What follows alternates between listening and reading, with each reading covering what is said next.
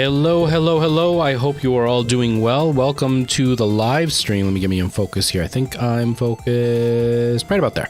Hello, Merle. How are you today? I hope you're doing really well. Leonardo, hello. Nice to see you as well. Welcome to everybody. We are live.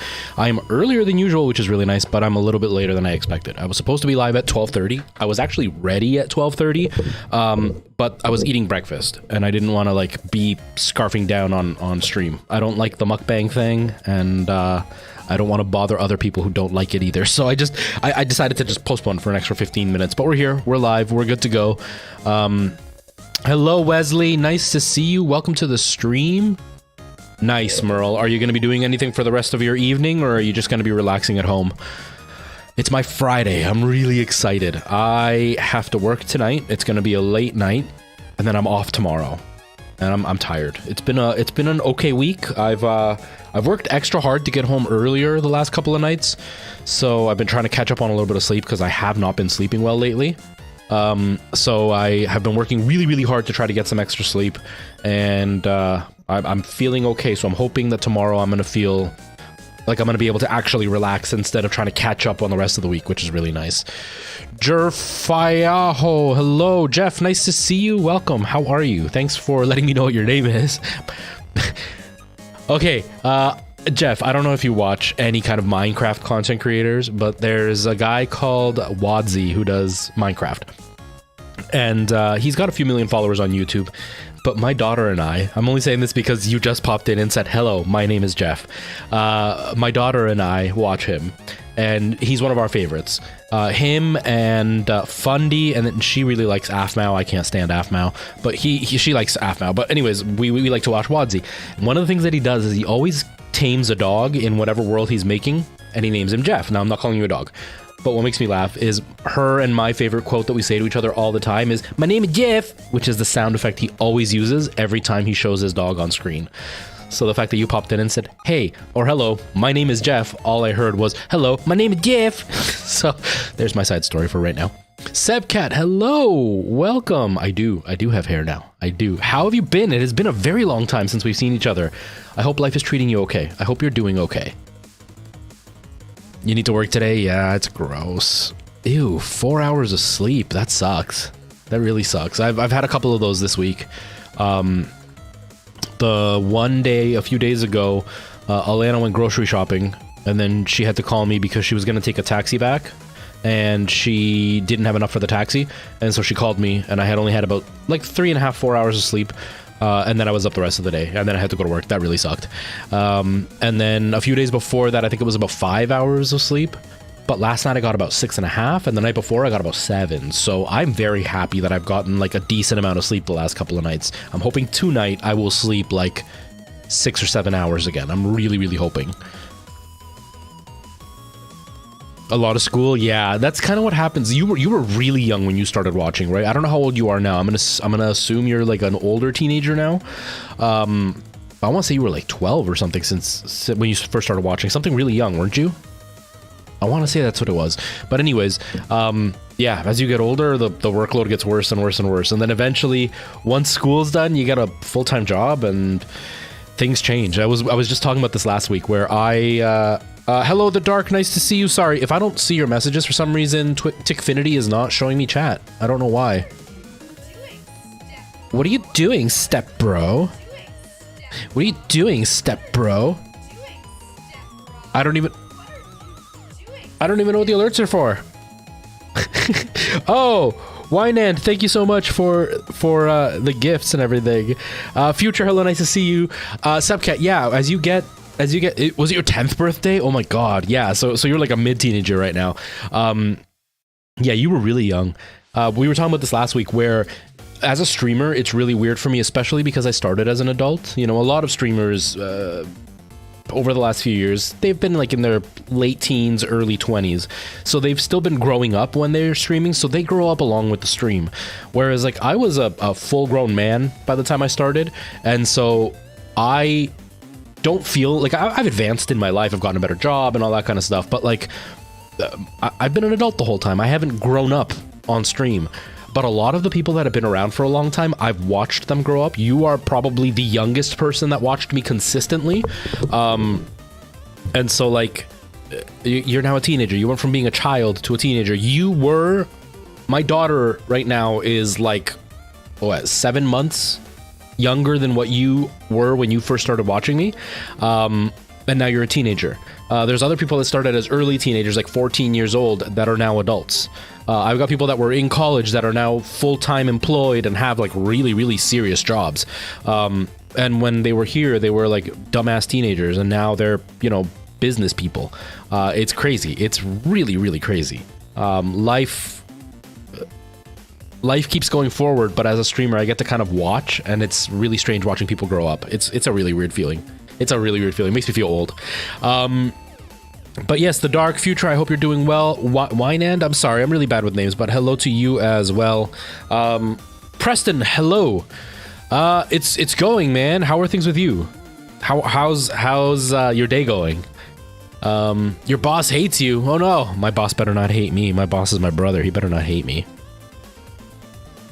You work as a janitor? Nice, man. That's that can be very, very physically exhausting work. It can be really rough on your body, so be careful with your body. I do maintenance. So some of the stuff that I do is janitorial work, and yeah, I pay for it. I have like calluses all right here, and it's like a cut open callus, so it looks like a butthole, basically. Like I've got butt cheeks and then like a cut in the middle of it, but then it's calluses around the edge, so the hardness of the callus almost like opens the hole. It's like the blue waffle. The callus is always opening the cut, so my hand is always like sore when I'm grabbing things. It's really small, so it's not like devastating pain. I'm not like, ow!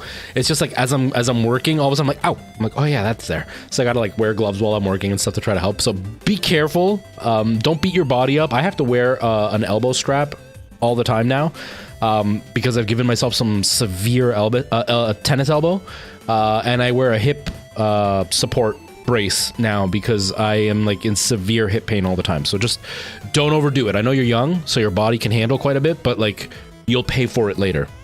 Believe me when I say that, because I was Preston. That's how I know Preston.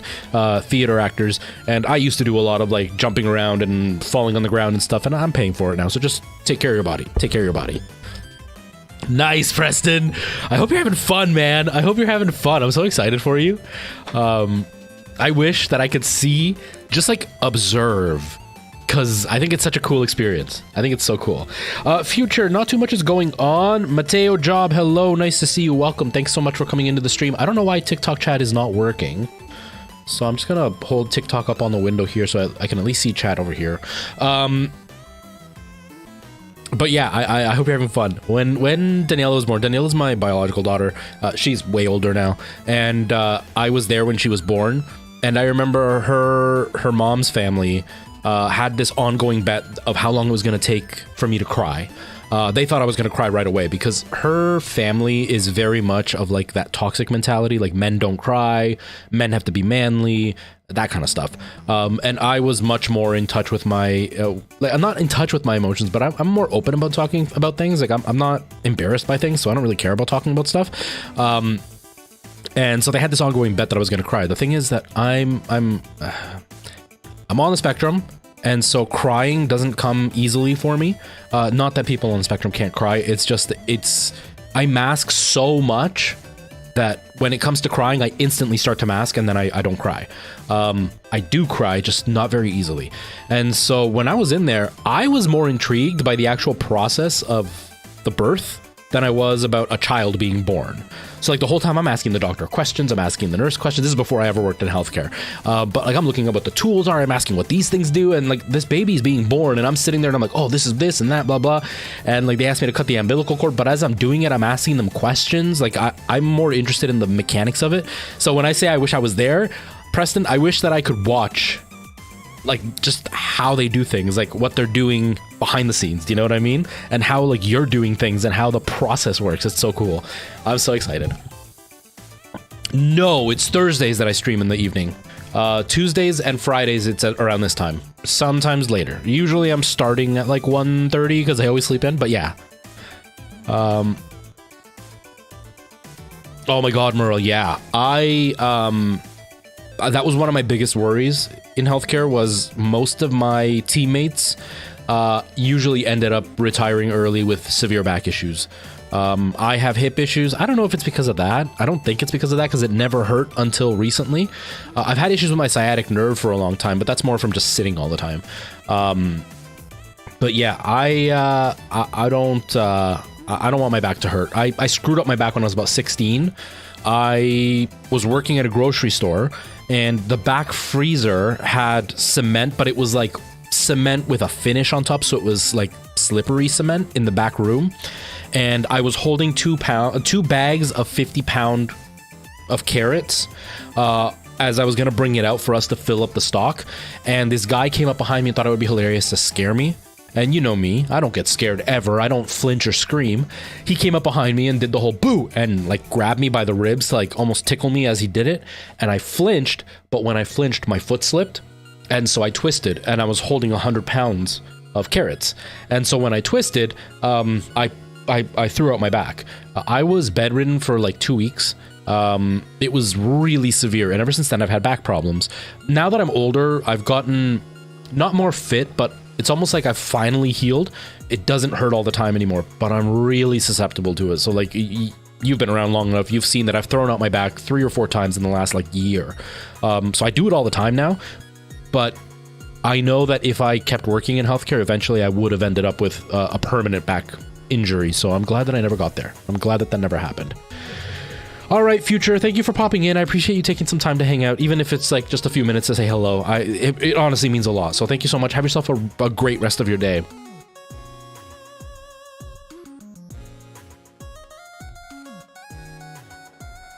Oh, Sapcat, that's annoying. That's so annoying. A certain clock app, if you know what that is. You know, it's named after the sound of a ticking and talking clock. They've banned me for no reason before. I was playing Dark Souls and they banned me for adult activities because my guy was in a loincloth, but apparently that was bannable, I guess. Right now it is 1 o'clock in the afternoon for me. So I usually sleep into around this time because I work night shift now, so I don't get home till about 5 in the morning. But last night I went to work early and I like worked at double speed to get home early enough so I could go to sleep and be up in time to stream. So I'm feeling okay today, thank God. Okay, I guess we're gonna start. We're gonna be playing some more Elden Ring, everybody. We're gonna continue with that. I didn't actually start the game, so I should start the game before I actually flip over the screen. But give me a second here to get it started. But yeah, I'm glad I got out of healthcare for that. That's one of the reasons. Another reason is I get grossed out really easily. I have a very good poker face. So like I could be dealing with like the most outrageous, disgusting stuff and I won't make faces. Mainly because I know it's embarrassing for the person I'm dealing with. But I'm really glad I don't have to deal with that anymore. Like I still deal with gross stuff now, but it's not like it was before. Because before it was really hard for me, like not go through a ton of laundry because I'd finish work and I'd have to change immediately because, you know, I've been dealing with gross stuff all day. Where it's like now I go to work, I can go to work in my regular clothes and it doesn't bother me. Whereas before I had my regular set of clothes and my work clothes and then my sleeping clothes. It's like 3 sets of clothes a day. It was gross. Now I don't have to deal with that. But the main thing is I didn't want to hurt my back because I've seen how bad some people end up with their backs. And I'm not a big guy, but I'm not a tiny guy, right? Like especially before I was like 224 pounds is my biggest. So I was around like 200 pounds. I'm a hefty guy. And so they would always send me like the heaviest clients and like the biggest clients. And I'd be the one that had to do most of the work because I was bigger. If I was ever there with a partner, it was almost always with somebody that was far smaller than me. I mean, in healthcare, it's majority women working there. And most of the women that I worked with tended to be like 5'3", 5'4", like 110 pounds soaking wet. And then you've got me that's really close to 6 foot and, you know, like 200 pounds. I'm a pretty big guy. I'd have to do all the heavy lifting. I knew eventually I was going to end up paying for it. Thank God I don't have to deal with that anymore. Now I have like a giant machine that I got to push around, but I'm not lifting. It's just more back and forth. And that's what's kind of screwing up my hips, but whatever. That they denied your appeal again. That's frustrating. I hate when they deny appeals and they don't actually allow you to like give a proper explanation, or they don't give you a reason. The clock app is really bad for that. There was a video that I did where somebody was like harassing me, making fun of me. But not just like, haha, you're a loser. It was like they were calling me the F slur and stuff. And then I stitched responding to their comment, and I got banned, but their comment was not banned. Because I reported their comment and there was no violation found, but I got banned for using hate speech. For responding to their comment. And that was the hate speech. Not what I said, but what they said was the hate speech, and I got banned for it. But their comment wasn't banned. It's so stupid. And they don't allow me to actually like fight it. It was literally just, do you want to appeal, yes or no? And that's it. No like, hey, their comment is the hateful one, not mine. I'm just responding to it. And then when they're like, no, there's nothing you can do, it's still being upheld. It's like, well, how come I can't actually tell you what the problem is? Instead, it's just up to a machine to decide yes or no. It's so dumb. It's so frustrating. Okay, game is on, so let's get that going. And turn on the controller and switch screens. Okay, game is on. I look way too low on this camera. Hold on. Not on like the TikTok. I mean, the Twitch one is okay, but it's the TikTok. I'm like at the bottom of the screen. It's really funny. Like I'm like here. I have to just move it up. Okay, we're good. I think that's okay size. Yeah, that's good enough. All right. I guess we'll. So I did that motion and I saw it on camera. Then I looked over and then I saw it on my browser, and then I looked to my tablet and then I saw it again on my tablet. It was like a triple action. Okay, sorry. Just blathering on here. Okay, I forgot to level up over the last few days. I haven't been playing anything, really. I've been playing a lot of Minecraft. So I didn't level up. I didn't do anything. We beat that one boss, though, the one here. We beat this boss. And that's where we kind of ended it. So. Oh, I know, Yugi. I am so torn. Hello, by the way. I am so torn right now. Like, absolutely torn, because I really, really want the game. I think it looks beautiful. The demo that I played was a lot of fun. But I am very, very torn because I want to play it in VR. And I know that if I play it before I get the PSVR, I'm gonna lose part of that like excitement. Not that I'm not gonna like the game more, but it's like if there's gonna be like a new jump scare or something like freaky that happens in the game, I want to be able to experience it in VR for the first time rather than see it on flat screen and then re-experience it in VR, because I feel like it's gonna lose some of that wonder when it happens. But I also really want to play the game, and I don't know when I'm gonna get the PSVR, so I'm so torn. But it looks so good. The game looks amazing. I'm torn. I don't know what to do. I don't know what to do. I don't know. I think it looks great. And I've avoided watching the reviews, because despite the reviews always saying they are spoiler free, a lot of the times they will say something that will give something away unintentionally. You know what I mean? There was a review that I was watching for some game. I can't remember what it was. And the guy's like, I'm going to do no spoilers here. And then he started talking about a mechanic in the game. And as he's talking about the mechanic, it wasn't about the story at all. He used a clip that gave away one of the bosses. And it instantly gave away part of the story, because the boss was a character early on in the story and then they turned into a boss. And it was just like, they didn't actually tell you that this person was going to betray you or whatever, but by showing that gameplay clip, they did. And so that really frustrated me. So I'm like, I'm not even watching any reviews of Resident Evil 4 for that reason. I just do not want to take the chance of any kind of... Okay, so this is all water. I don't think there is anywhere I can go from here. I don't want to take the chance of seeing anything accidentally spoiled. You know what I mean? Exactly, Merle. You can only have a first playthrough once. And even though I can go and replay a game in VR and have a lot of fun in VR, when it comes to scary games, I want to be scared. And once I've already experienced it, it's a lot harder to feel that scariness unless I wait like a year before I try it again. And I'm not going to wait a year before playing it in VR. I hope not. Why does it look like I'm lost? Because I am. I am lost. I'm always lost in this game. Sepcat, go ahead. Go ahead and ask. Ask whatever you would like.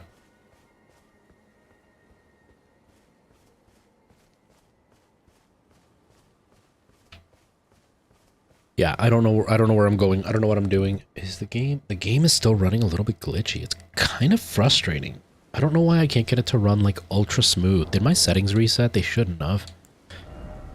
System, it's at 1080 and it's at medium. Okay, let's do this. Maybe that'll keep it a little bit smoother. A little bit. It's not great. It's still kind of, ugh. How did I allow you to watch when you were so young? Well, when you were so young, I was 100% family friendly. And I was doing like almost exclusively Zelda, Mario stuff. And so I didn't worry so much about people's age because I was doing a lot of family friendly stuff. And secondary, this is gonna sound kind of jerky, but as a parent, this is the perspective I take. It's not my responsibility what you're watching. If you were to come to my stream as a 10-year-old and I'm, you know, saying fuck every 10 seconds and whatever, it's your parents' lack of responsibility that is allowing you to see that, because I'm not your parent, right? Just like there's pornography on the internet, just like there are violent videos on the internet, that's not the adult worker's responsibility that a child got onto that website. If the parents aren't taking care of what their kids are watching or doing on the internet, then that's on the parents. It's not on the content creator. So for me, I will do what I can if I find somebody that's underage coming and watching my channel. But if they're on here, it's the parents' responsibility. It's not mine. You know, in the end, I'm making content for a set age range. Like now my thing is more like PG-13, a little bit more than PG-13. You know, because I do swear, I just don't swear super often. And so like I wouldn't want kids watching me now, but back then I was doing Mario Maker and stuff, so it wasn't like I was doing something insanely adult. But again, in the end, it's the parents' responsibility to watch what their kids are doing.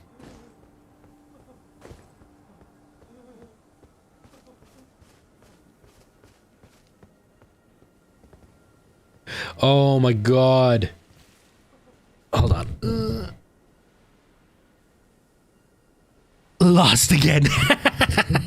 That's funny.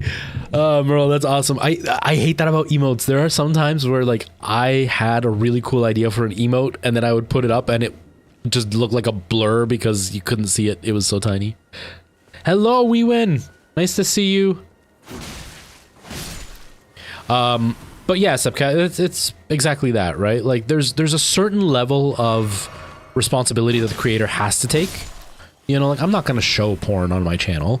You know, I'm not going to be completely obscene on my channel because I do know that kids are going to be watching this whether their parents want them to or not.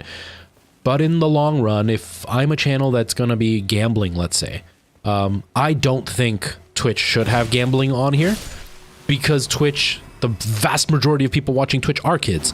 But that being said, in the end, it is the parents' responsibility to make sure they know what their kids are doing. If your kid can be on the internet long enough that they're going to get exposed to stuff like this and you aren't doing anything about it, that's on you, right? Like Nora had access to Netflix. And then one day I walked in and she was watching one of those shows. Crap. She was watching one of those shows like... I can't remember what show it was. It was one of those shows where they're like at a national park, and it's an adult cartoon, but it's one of those ones where like it's all about forest rangers or whatever, and they talk about sex and rape and stuff. And I asked her what she was watching, and she tried to hide it, but she wasn't able to fully hide it, and I saw it. She lost her tablet. Simple as that.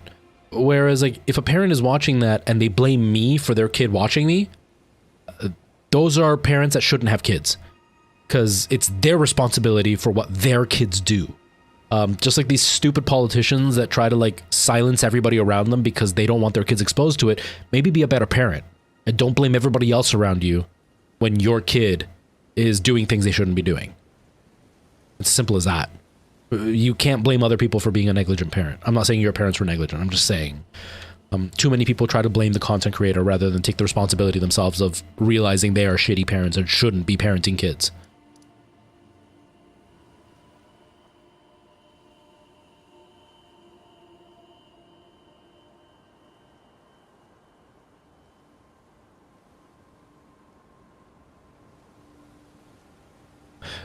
So I was only early by a little bit. Because I've been starting at like 1:30ish because I fall asleep. But I started at 12:45 today. I'm supposed to be starting at 12:30. Supposed to be. That's the schedule that I have in my head. I never, ever, ever go live at that time because I can never, ever, ever be ready. But I woke up early today, so I was able to actually get ready almost on time. I was actually sitting here, everything was set up, all of it, like all I had to do was click go live, but then I was eating, and I said it right at the top of the stream, I don't like mukbang streams, I don't like the sound of people eating, I don't like to watch a lot of people eat, there's very few people that I can stand eating, like watching them eat, especially loud eaters, but I don't want to be one of those people that's eating on stream, not that I'm judging other people who do it, I don't like it, I feel embarrassed eating in front of people, and I know some people don't like watching other people eat, so I just rather not do it, unless it's a really long stream, obviously, or it's a snack or something. But I wasn't gonna have my full-blown breakfast. It was peanut butter and bananas and stuff, and I didn't want to like get peanut butter on my face on camera unless I'm like doing a sketch comedy, and so I sat here and pushed the stream back by like another 20 minutes because I was still eating.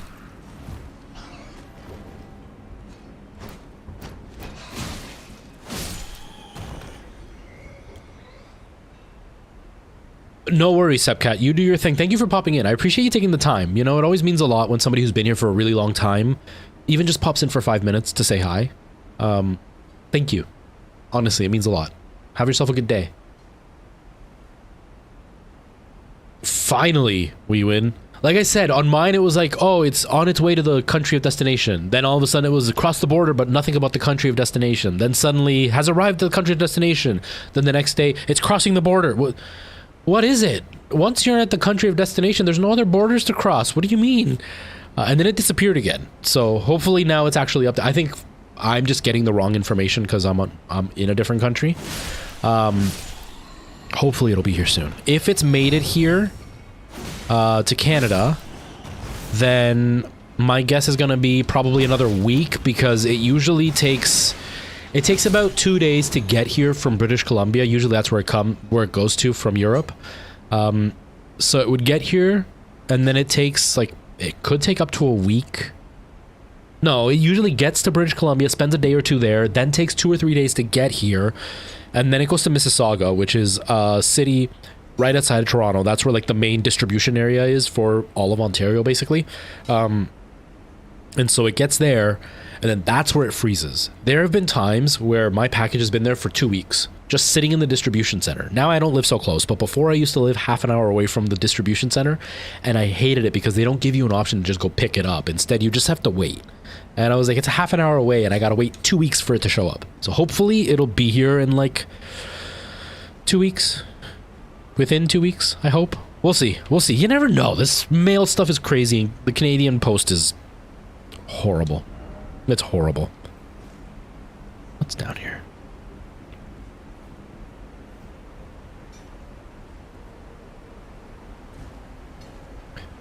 But yeah, I'm excited, we win. I'm excited to see what it is. Don't tell me what it is. I want to be completely and utterly surprised at whatever you sent. Plan is to make a video. Because I love doing unboxing videos. Nobody ever watches them. I do an unboxing and it gets like 200 views, but I like doing them. I have a feeling that guy had something for me to collect, and I sort of pushed him off. Grab that shiny? Okay, hold on. I didn't even see the shiny. Hold on, is it in here? This thing? Oh! No way! What? They could just grow on the wall like that?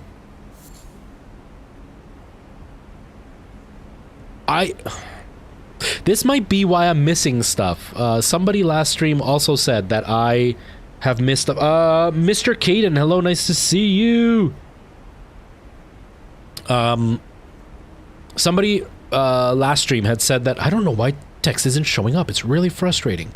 They had mentioned that where I am in the game, I should have better weapons and stuff. Oh, no, that was Dead Space. Never mind. Ignore what I was saying. Just ignore it. So there's white somber smithing stones and yellow regular smithing stones. Now, okay, so let's say I've been leveling up with the regular yellow ones, right? So now if I use a white, can I use a white one at this point, or I'm stuck with only yellow and I have to use white from the start if I want to upgrade with white?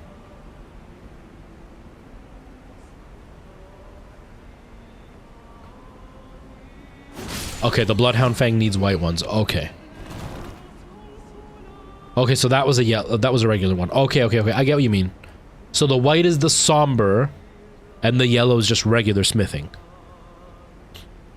It's unsettling how this character sings and then attacks me.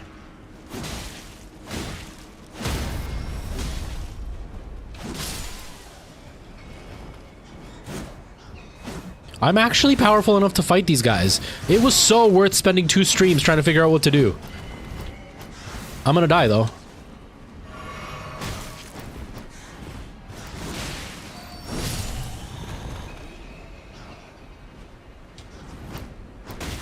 Ow. I'm gonna die. Oh, God. Okay, we're good. I'm not gonna die. So the yellow are used for normal weapons. Okay. Okay.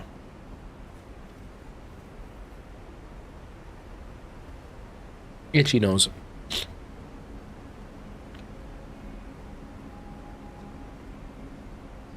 Man, the scenery in this game is just so good.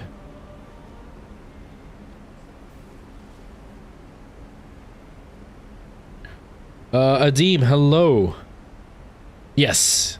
I'm sorry, I keep missing chat because I have a window on my OBS, like a little panel that's supposed to be for TikTok chat, and for some reason Tickfinity just isn't working. And so I can't see the chat on Tickfinity. Oops. What did I do? Okay, what if I do this? That might let me see it. And so what's happening is I am... no, okay, so... I'll answer you in just a second, Weevan. Let me finish my thought. So I have a panel on OBS that has the TikTok chat, but it's not working. Tickfinity is a weird mess. Sometimes it works, sometimes it doesn't. Right now it's not working. And so what's happening is I'm watching the regular Twitch and YouTube chat, and I'm not seeing movement from the Tickfinity chat for TikTok, and so I'm not thinking of TikTok. I opened up a TikTok chat from the TikTok browser, like on the browser, but it's next to my OBS, so it's just out of my sight, and because this microphone's in the way, it's blocking that part of the window slightly, so my brain's almost like completely ignoring any movement there, and so anytime somebody was chatting on TikTok, I wasn't looking at it, and so I apologize that I wasn't answering. Third map piece for Lunaria East is northwest of Sorcerer's Isle. Okay, I'll keep that in mind, Adeem. I'll keep that in mind. Somber smithing stones are expensive when you're able to buy them. I'm assuming so.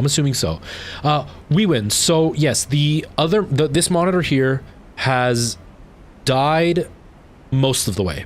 So long story short, it was one of the original budget 4K monitors that came out. I bought this way back. It was my very first 4K monitor. I want to say I paid something like $600 or $700 for this thing, but it's got terrible colors, so I use it basically for chat now. Before I stopped streaming about a year ago, the monitor kept shutting off, and it was driving me nuts, so I ended up unplugging it and not using it because I wasn't streaming anymore.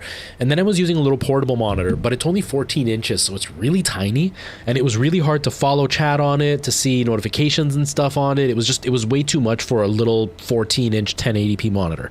So I pulled out the broken one and was hoping that it would be enough for now until I could save up and buy a better monitor. And then 2 weeks ago, or last week when I was playing, I had to stop the stream because the monitor died. It turns out that it's got 3 inputs in the back. It's got 2 HDMIs and 1 display port in the back. And the display port is how I had it plugged in, and that stopped working. So the power was on. It had a little light telling me it was on, but it wouldn't show a signal. So then I plugged into the other HDMI, or to one of the HDMIs, and it still didn't work. So I've plugged it into the last HDMI. But the thing with this monitor, because it's a 4K, it only works at 4K 60 hertz in the display port and one of the HDMIs. And both of those are the ones that are broken. So right now I have it plugged into the one that's only 30 hertz. So it's super jaggedy. Anytime I move, everything looks like it's going in slow motion. So it's hard for me to tell if the game is glitching or if my camera is glitching because it's just so jaggedy. So it's working, but not working well. And I'm sure it's going to end up breaking very, very soon. But at least it's working. Oh, itchy nose. No, Preston, I'm way up here. I'm way up here. So, third map piece for Lunaria's Lunaria East is northwest of Sorcerer's Isle. What the hell is Sorcerer's Isle? I feel like everybody knows the names of these places from, like, doing research. Or I'm a complete idiot and haven't been able to find where the names are of these places, because like I don't know what Sorcerer's Isle is.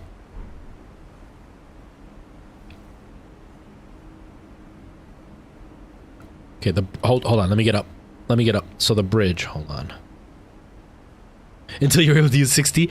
Yeah, I've never really cared, you know, and when a game comes out and they're like, oh, it's only 30 hertz. So this bridge here, Adim, I'm gonna assume you mean this is Sorcerer's Isle then?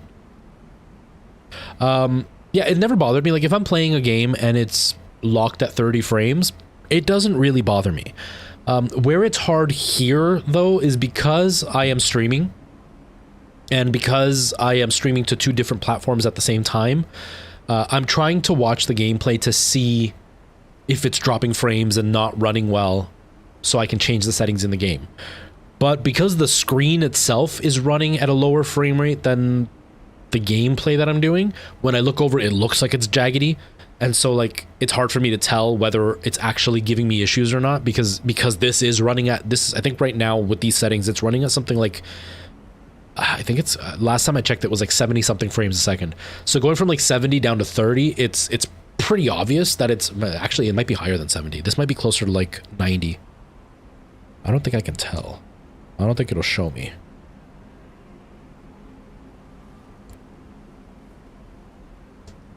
Okay. Does it show me? Okay, so it's locked at a solid 60, 100% solid 60. I don't think that this has uncapped, does it? I think this is capped because of the physics engine in this game. I want to say that it's, yeah, it's capped. That's what I think. Anyways, it's running at a completely locked 60. So when I go from 60 and look over to 30 immediately, it looks like it's locking up on OBS. So that's the only reason it bothers me. It's because I can see that it's not running as smooth as it is here. And so it makes me think OBS is struggling right now. So northwest of that there. Okay. So if I get down to the water and I come up this way. Oh, I see it. Oh, God! Okay, we'll explore that area after I finish exploring whatever the hell's up here.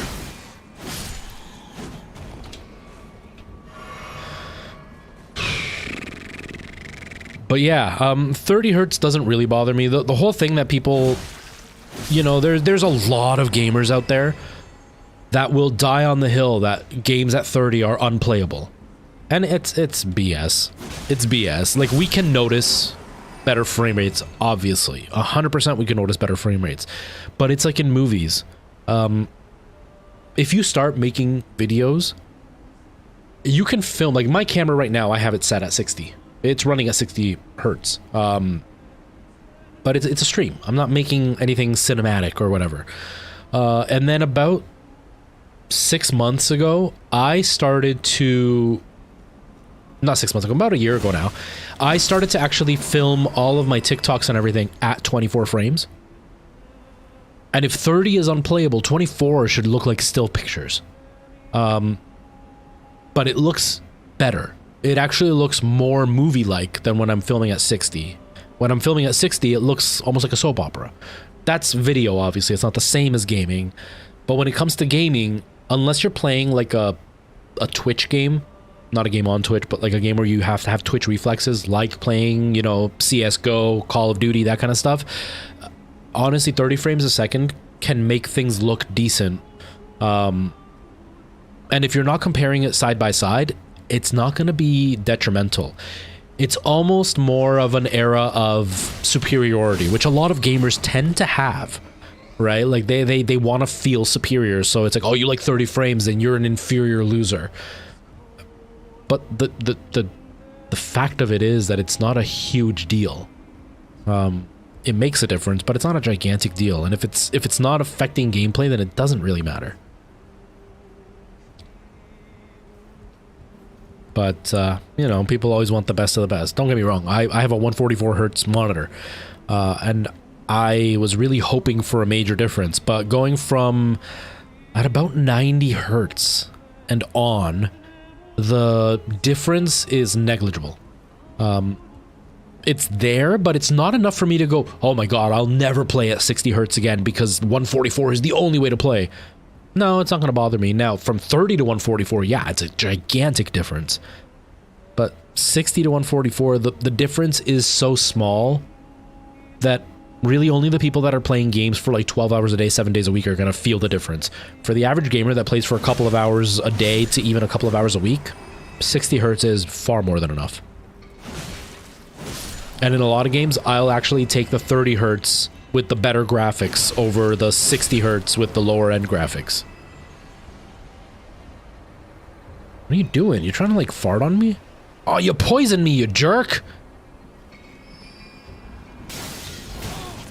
I'm dead. Oh, I'm so dead. I knew it. I knew it.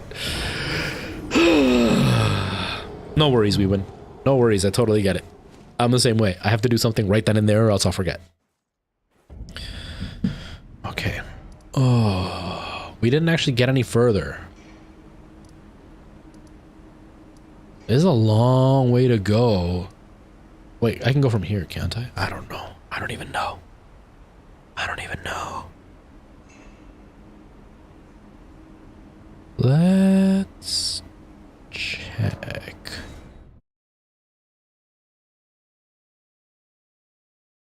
Oh my god, we win. Was she okay? Oh my god, Curtis, yeah.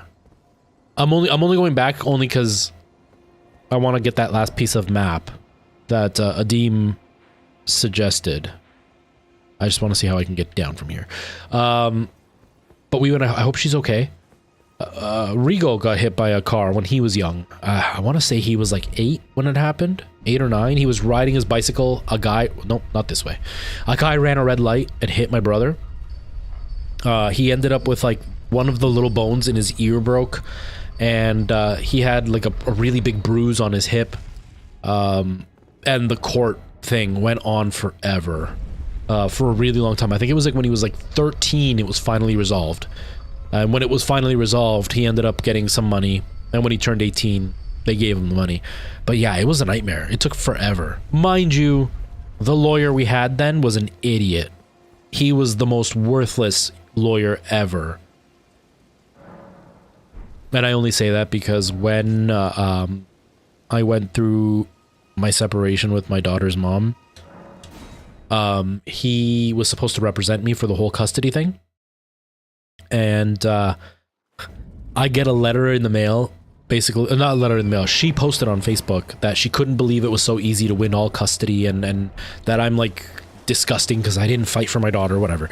And the whole thing was that my dumbass lawyer, that piece of garbage, went to the wrong hearing for the wrong client. He didn't even know my name. And he showed up to the wrong hearing. So he told me not to go, that it wasn't necessary, that he was there to represent me, that it was fine for just him to represent me. I didn't need to be there. So I was like, okay, so I didn't go. And then he went to the wrong person's hearing. And so when it came to my hearing, nobody was there. So it came out uncontested. And then when I went to him, he went, "Oh, okay, well, I'll petition the court to give you a second hearing. I'll let them know what happened." And then the court said no, that it was my responsibility, and too bad, so sad. And then to make it up for me, "Don't worry, I won't charge you for the hearing." Damn right you're not going to charge me for the hearing. You didn't do a damn thing. You went to the wrong hearing to somebody else that isn't me. I was furious. This guy was useless. So we probably would have gotten more money when my brother got hit by the car had we had a lawyer who actually, you know, was a decent lawyer at all. Maybe not the bottom of his class and the most worthless moron who doesn't even know his own clients' names. Whoa, what the hell?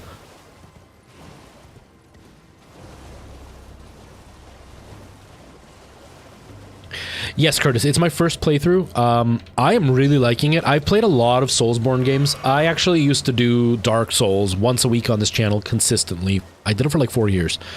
But I'm really sucking at this game. My gameplay's always sucked at Soulsborne games, but I'm really sucking at this game just because of the open nature of it. The last 2 streams have literally been me just wandering around, kind of like what I'm doing right now. Just wasting my time. Yeah, Deem, it's okay. It's okay. My brother said the same thing. He messaged me. He's like, "What are you playing on?" I'm like, "I'm on PC." He goes, "Damn it," because he started streaming again. I can't see the alert. It's in the way. I can't see it. Let's see. Pop up on my screen. Skirtin' Kurt, thank you so much for the follow. I appreciate that. My brother said the same thing. He's like, "What are you playing on?" I'm like, "I'm playing on PC." He's like, "Damn it, if only there was crossplay." Because, like I said, he just started streaming again. He said, "We could have started playing this again." It's like, yeah, but no crossplay. I don't understand why at this day and age. Let me see the map. Okay, so this is the island that you were telling me about. So northwest.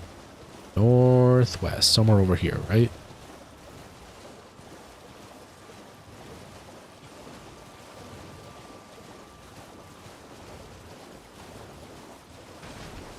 Oh, God. That's cool and kind of scary. Because they weren't able to access all the medical information. I had to get him himself from the hospital, which also took a while. Yeah. It's a nightmare. All that. Uh-oh. Uh-oh. Okay. I think I see it on the map. The little glowy thing, right? We're looking at this thing right here.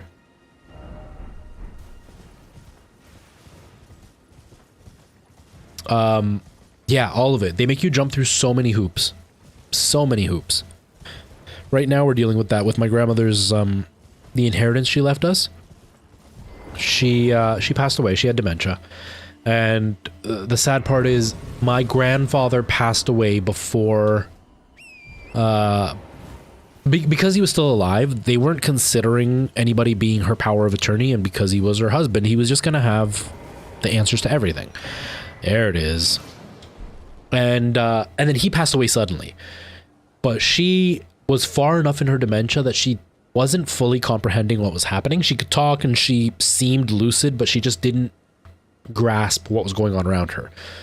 She had also forgotten how to speak English at this point. She learned how to speak English here, didn't speak it well. She spoke very, very little English, but she forgot all of her English by the time she was here. So we were trying to get her to give up her power of attorney to my mom, so my mom could make decisions about the house and all that kind of stuff. The lawyer we were dealing with needed a translator that they knew was from a company, not just like, take my mom's word for it, trust me, bro. They needed an official translator, and the only translator in the area that was willing to deal with us kind of just ghosted us after a while.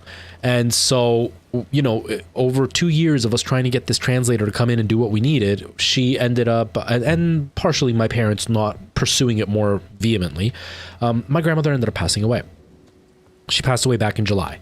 And so she died, and none of the paperwork was resolved. And so, you know, her house got sold and everything, and all the money just went into the estate. And now we're trying to get the estate to, you know, leave the money to my mom, who is her only child here. And the bank has been making us jump through hoops like you wouldn't believe. And not just jump through hoops, but like, instead of going, okay, you need A, B, C, D, E, F to get the money, they literally, okay, you need A. Then we would go and do A, and they're like, no, a different A, not that A. And then we would go and do that step. No, not that A, this A. And then we would go do that step. And then they'd be like, okay, now you need F. Then we'd go to do it. But then the person we were asking for F would be like, no, you need E first. And so we'd go back to the bank. They're like, they're saying we need E. They're like, oh yeah, actually you need D first. So it's been since July until now, this happening all the time. Until eventually my brother stepped in and he's like, no. He's like, you told us we needed this paperwork and that it was ready. And now that we're here and we've done this paperwork, you're telling us there's like 10 more steps to do. And each step has taken us 4 or 5 weeks to get done. So we finally went to a lawyer, and the lawyer put it all out for us. And it's my brother's lawyer for his business. And he pulled it out for us, and he's like, this is everything that you need. So now he's taking care of it. But it's been a nightmare jumping through all the hoops, because it's like these companies get off on just making your life miserable. Sometimes I get it. There's a lot of like red tape and they got to be careful on what they do. But sometimes they're just being a pain, because even the lawyer says she doesn't have a lot of money. She didn't leave much behind. Whoa. So the bank's asking you to do all this crazy stuff is usually for people that leave millions of dollars. She left a few grand. Like, she didn't leave much money. And they're just making us do it. And then when my brother questioned the bank, they're like, oh, we just want to make sure that it's not fraud. And like, they're just being assholes for the sake of being assholes. It's stupid. It's so frustrating. Hit the wall behind the enemies. Okay. The chat is cut off at the bottom. I can't see what it says.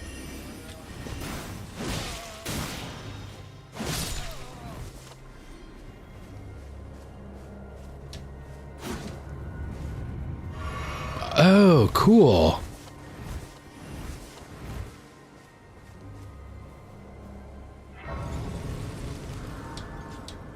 Well, that's cool. Okay. Now that I'm sitting, let me just fix the chat, because somebody messaged and all I can see is like the little tips of the words. Nick Adam, hello. Kuchulianiri, hello, nice to see you. Welcome. The balloons give you gold. What does gold do? Or do you mean like golden runes? I'm still learning what the things are called in this game, because I am still used to Dark Souls. I still call this a bonfire. And I call the runes souls, because this will still be Dark Souls to me. And yeah, dementia is rough. It's very rough. I worked in healthcare for, 15 years, specializing in dementia and hospice, like palliative care, end of life. I had a lot of experience with dementia, and I was very, very good at it. But it's very different when it's your own family. Dementia sucks. Dementia really sucks. But it is what it is. The peace of mind that I have is, in the end, she wasn't aware of what was happening. So it's, what the heck are you? Holy crap, I thought this was a statue. In the end, she wasn't aware of what was happening. So we were the ones that were more suffering versus her. And that made me feel better, because we suffer because we feel bad for her. But if she didn't know what was going on, then at least she didn't know what was going on. You know what I mean? Oh, man. 94th birthday. It's... At that age, dementia is almost inevitable. I've met very, very few people that have been over 90 years old who didn't have dementia. Because eventually the brain, like anything else, wears down, right? And 94 is a very long life. So thankfully, she's just starting to spiral down now. But it's still very hard to see that. Because... the one thing I think a lot of people don't understand unless you're in those shoes, and I didn't understand it until I was in those shoes, seeing a dementia person do crazy things, you kind of understand. You're like, okay, they've got dementia, no big deal. But when you see your gran doing it, you still see your gran. You don't see a little crazy old lady. You see your gran.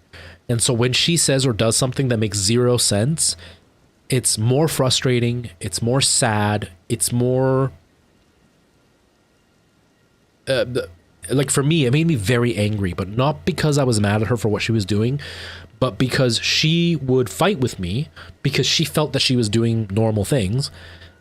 And she still was aware enough to know that I was her grandson. So she would fight with me as my caregiver, like as if she is my grandmother and she is in charge because she is my grandmother. but what she was doing was unsafe. So I'm the one that's in charge because I am the one that's still with it.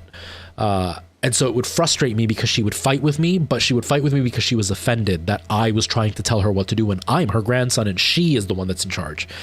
And so it would really frustrate me because I didn't know how to get it across to her that I'm there to take care of her, not to belittle her.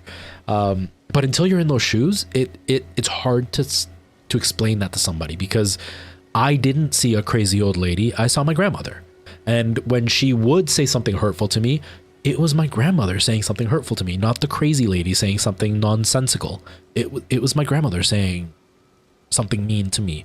Or when I made her cry, it was my grandmother crying and I hurt her feelings, even though she was crying because she felt like I was belittling her, but I was belittling her, not belittling her, but like treating her like a child, because she was acting like a child and I needed to take care of her like you do a child, because a child doesn't know any better, and neither did she. But I still saw my grandmother, and I still saw that I was hurting my grandmother's feelings. It really sucked. It really sucked being in those shoes. It's rough. Chadley, hello, nice to see you. Yeah, and at that age, from the experience I've had, it happens a lot slower. With my grandmother, there would be like sudden changes. It was really hard to watch sometimes because I would see her one time and then a couple months later I'd see her again and she was a totally different person because a bunch of stuff had changed. Obviously she was in the nursing home and COVID was a big portion of her being in the nursing home, and she was in a nursing home that had a lot of issues because the government had cut a lot of funding at her nursing home. And so like she got COVID twice, we weren't allowed in. So I went almost 2 years without seeing her. And so when I finally did see her, she no longer talked. She no longer walked. She recognized me, and I'm positive she recognized me because one of the things that she always did to us as kids to kind of soothe us, you know how they always show like the baby bouncing or like you rock back and forth with a baby? One of the things she would always do is she would hold us by the butt and she'd smack her hand, and that like smacking rhythm was what she would use to calm us down. As we got older, like we'd lay down and we'd have our heads on her lap and she'd like smack our arms in that rhythmic pattern and she'd sing like lullabies and stuff. I was still like an adult and I'd lay on her lap and she would do that. When she went into the nursing home, they gave her a doll to kind of help calm her down. And one of the things with people with dementia is they can't distinguish between fake and real. It was one of the things we always talked about, that having a dementia patient watch TV can be really dangerous for their own stress. Not that it's like gonna hurt them, but it can get very stressful for them. Example, there was a nursing home I worked at where there was this old man who had lived through World War II. He was a soldier in World War II, and he had lived through a bombing where he had to walk into some kind of building with a bunch of people. I don't know if it was like a school or a hospital or what, but he had to evacuate a bunch of people. And one time they were watching a movie, and the movie had a war scene and there was explosions and stuff. And he started like pulling people and pushing wheelchairs out of the room and was screaming and freaking out because to him, he wasn't watching TV. To him, he was looking outside of a window and he was seeing all this bombing happening right outside his window. So he was pushing people to safety. Now, obviously it came off as he was being violent and pushing people, but he was trying to save people. But he got stressed out. So sometimes they can't distinguish. So they gave my grandmother a doll. And I remember the one time I saw her, one of the last times I saw her, she was talking to me and she was asking how I was doing. She still recognized me. And she goes, so when am I going to go home? I'm like, right now you're really sick. I'm like, so you have to stay here till the doctor runs some tests and whatever.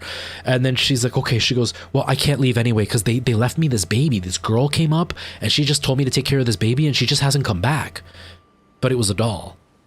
So by the end, this is how I know she was recognizing me. By the end, she had this doll the whole time until the day she died. And she would smack the doll constantly. And so she had the doll on her chest. She was laying in bed. She had oxygen on and she's smacking this doll.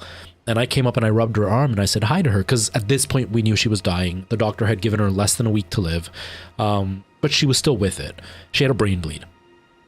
And so I went up to say hi to her and I gave her a kiss and I said hi, and she stopped smacking. She looked right at me and grabbed my hand and just squeezed my hand, but not in like an aggressive way. It was just like she grabbed it and did like the little tight, like, you know, the double squeeze, and then just stared at me. She couldn't talk anymore. She couldn't communicate. She had a stroke at this point. That's how we knew she was at the end. So like she had no facial expression, but she was just staring at me. So she knew who I was until the very end. But it was like there's steps on how quickly they can change. with older age, it tends to be a smoother transition. They just slowly start to change as time progresses. Yeah, it's still hard to watch though. It's still hard to watch. Yeah, it sucks. Old age sucks.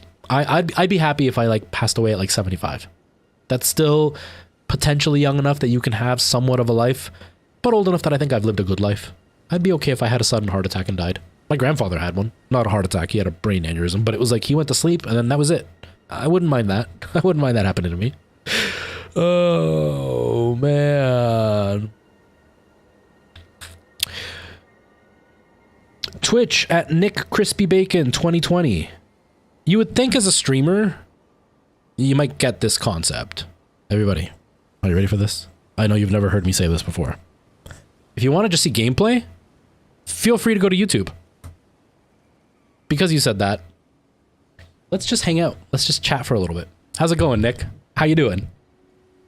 Seeing as you have no respect for other streamers who, you know, are running a stream and you want to dictate how people do it, how about you tell us how you've succeeded? Tell us how awesome of a streamer you are. Go ahead. Tell us. I'm open. I'm open to it. Because, you know, there's a website called YouTube where you can just go watch gameplay and nobody talks. If you want. That's cool. How many followers do you have? What's your concurrent viewer count? Are you a Twitch partner? Do you have sponsorships? Because if you do, then you understand going into somebody's stream to demand for them to start playing is like not a cool thing, right? Like you get that, right? But feel free. Come on, continue. You're giving us free advice, so go for it. Tell me. Tell me how to run my stream. Go ahead, please. I'm open to it, 100%. Me too, Wewin. Me too. The dark, exactly, right? Tell us all the tips. I would love to be a Twitch partner. I'm open to it. I want to grow. I want to become famous, so go for it. Tell me. Tell me how to grow. Tell me how to be famous. I want to be super famous. I want to be a famous streamer. Oh, man.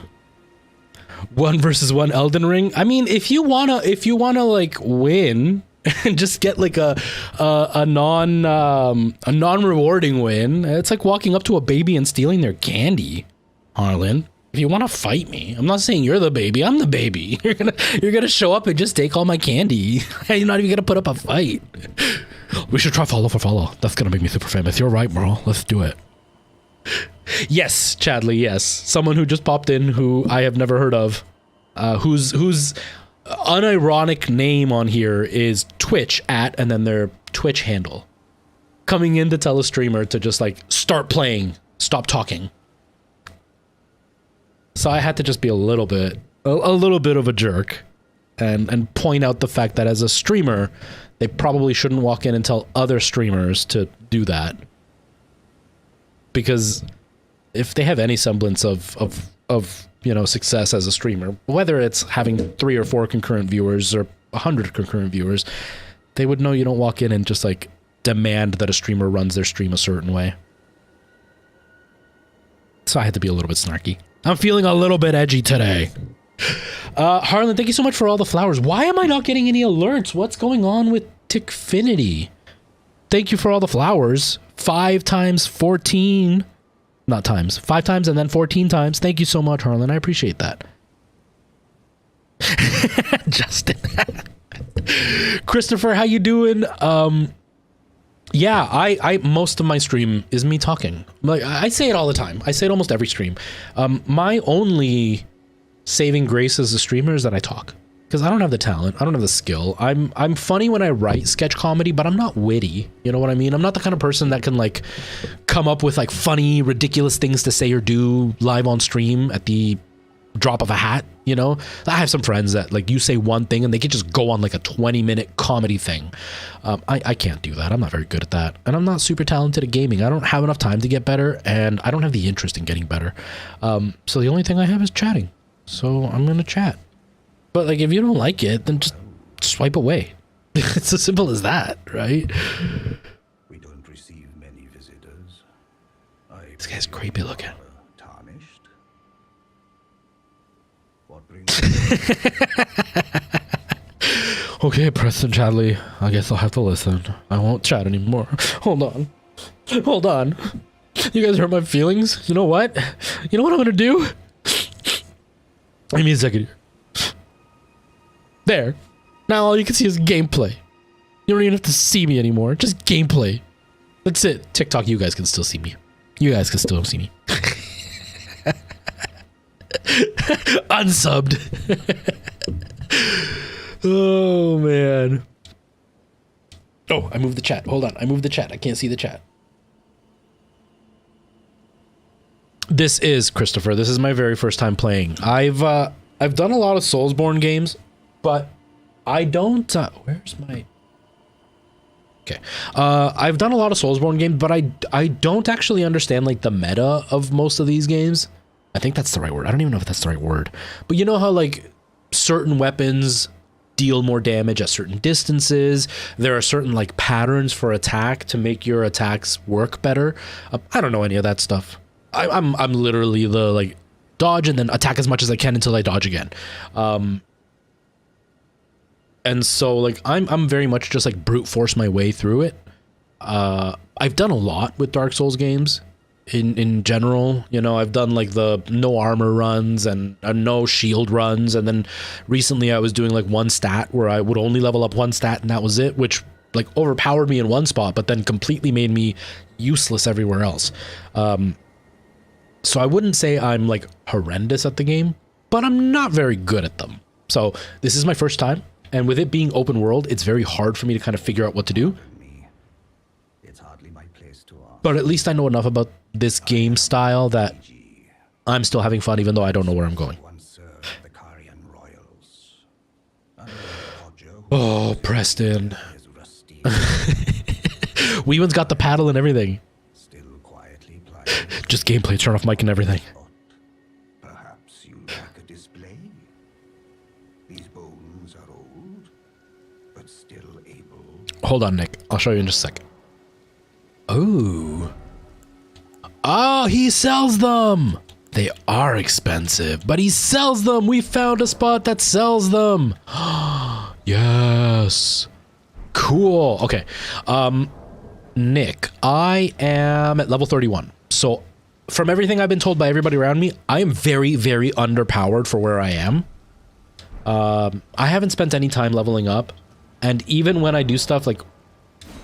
Thank you. What is my... Hold on. How many runes do I have? I have 400 runes because I die and I forget to pick up my old runes. And then I lose my runes. And so I just never level up. So I'm very underpowered. What the hell was that?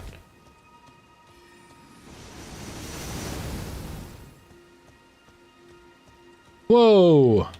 That scared me. So Preston, I am super excited. I was just saying this earlier. I'm really excited, but I'm very, very torn because like Merle said, you can only experience a game for the first time once. And I don't know if I want to experience it all in flat screen for the first time. Because there are going to be certain things that are going to happen that will be scary in the game.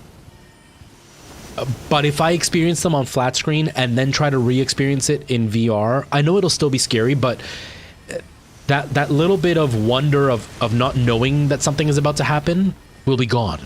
And so, whoa. So experiencing it in VR, when I'm already expecting it, is going to be a little bit less scary. So I almost don't even want to buy it just so I can wait till I get the VR system so I can experience those first scary moments in VR and get the full experience right off the bat. So I'm torn. I'm very, very torn.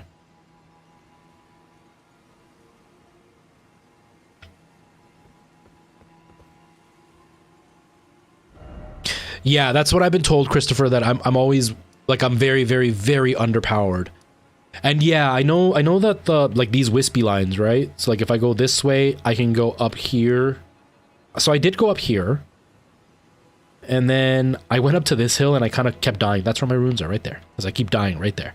But because I was underpowered, a couple weeks ago, or like about a week ago, I got told to go back and level up my weapon. So I spent 2 whole streams kind of looking for some somber smithing stones.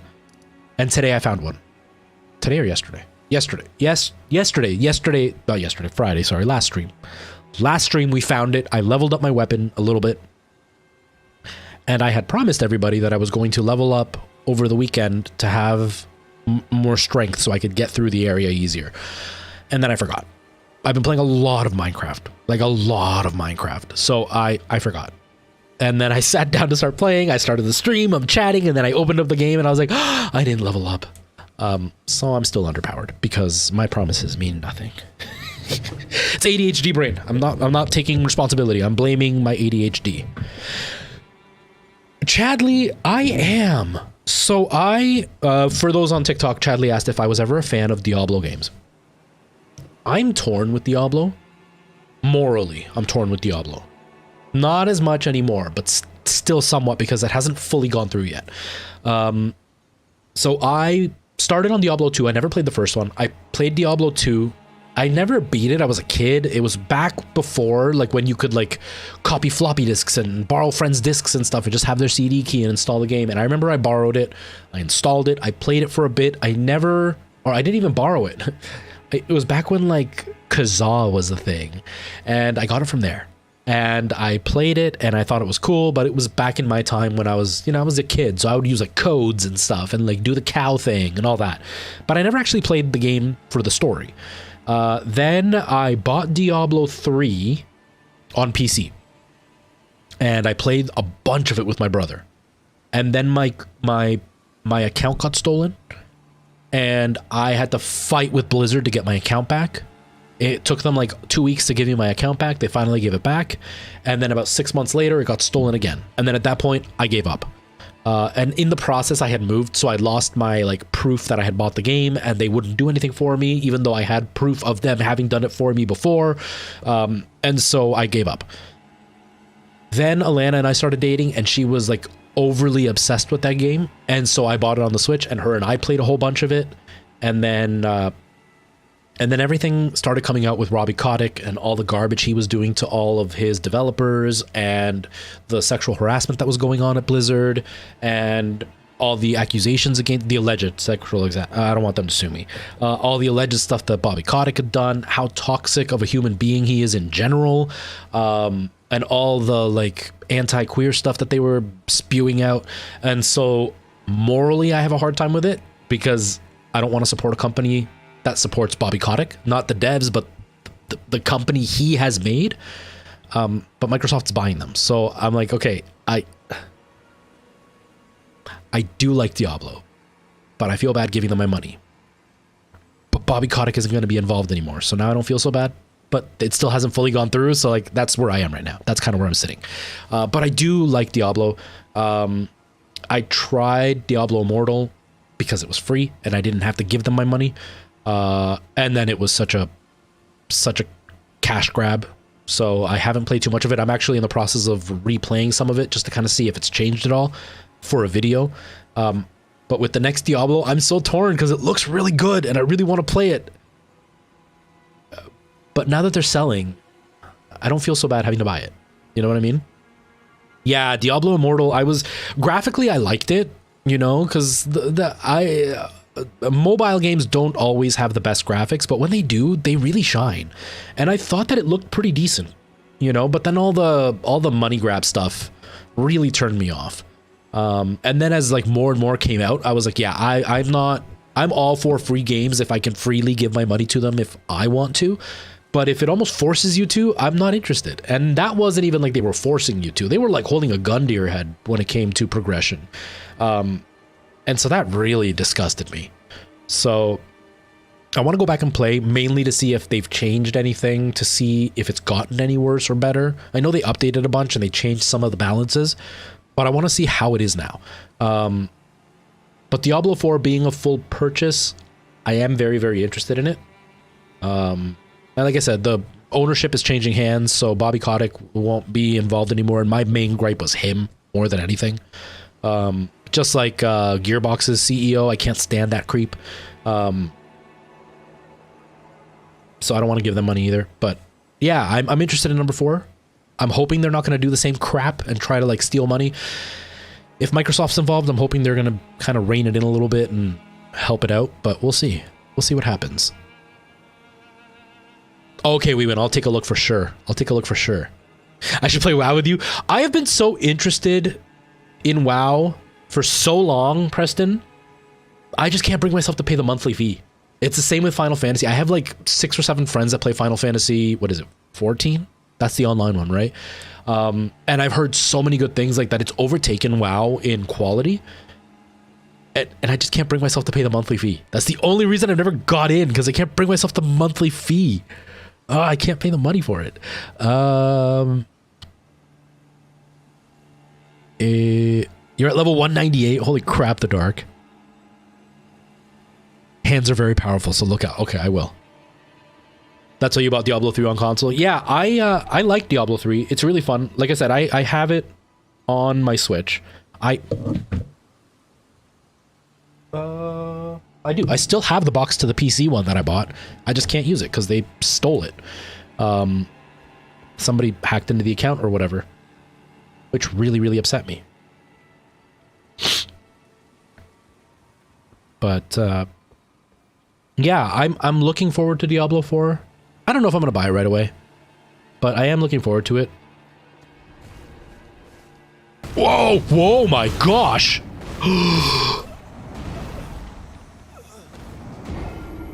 Holy crap. Wow. PSN only. I'm on PC. I'm playing on PC. I'm using my Xbox controller, but I'm on PC. Peter Griffin. Yes, I only got this weapon because somebody suggested it. I don't actually know what I'm doing, so I didn't do it on purpose. I just did it because somebody said so. But welcome to the stream. I hope you're doing well. Yeah, Chadley, you know, I'm just hesitant about it for that reason. Just, I don't want to give that guy more money. But like I said, he's not going to be involved anymore. So I'm a lot less hesitant now. I think...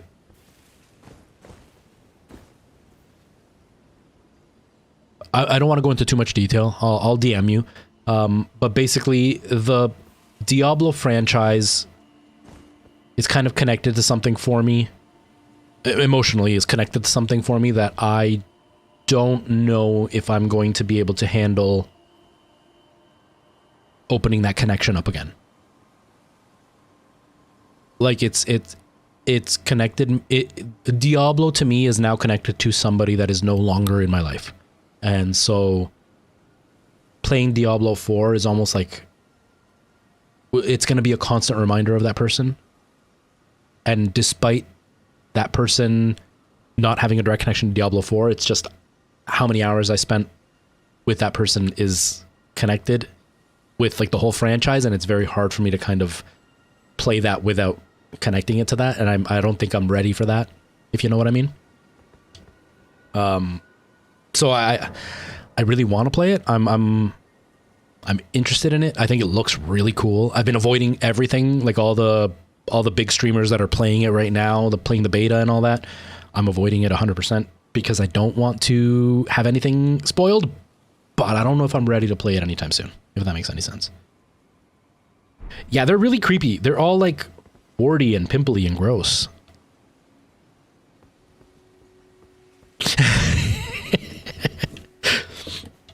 I have a whole body included.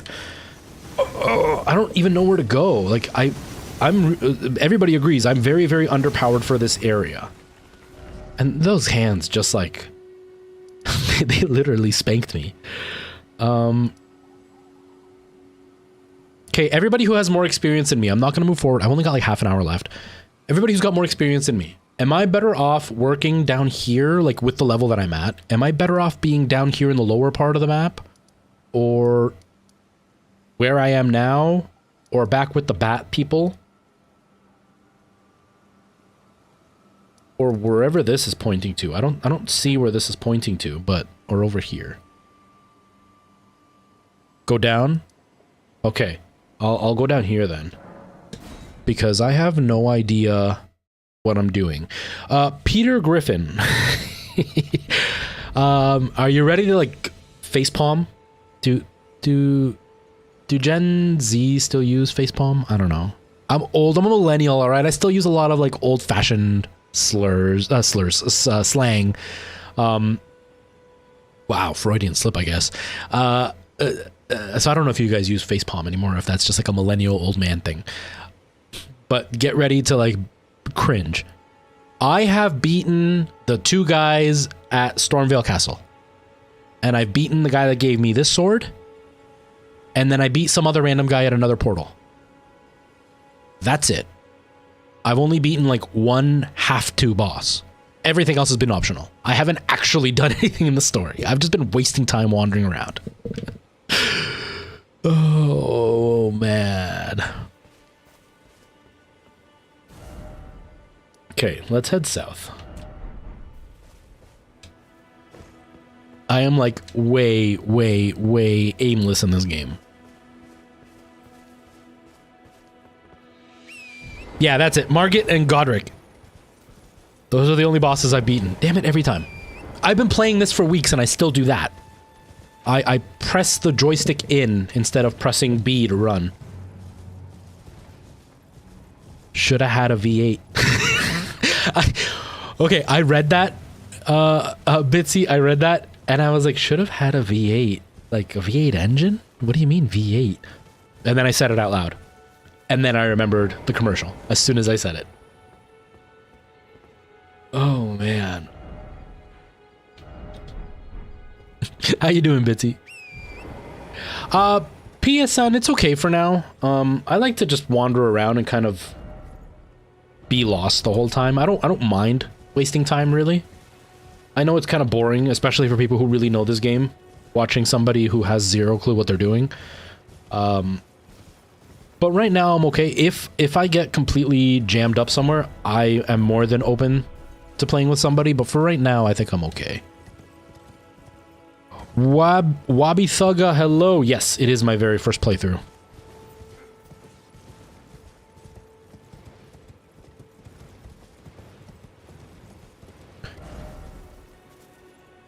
Okay, Limgrave is up here, right? Is this still considered part of Limgrave? And what is the Weeping Peninsula? I don't know what any of these places are. They don't have titles. I don't know. We're just gonna keep going. We're just gonna keep going. Okay, I'm entering the Weeping Peninsula. Okay, cool.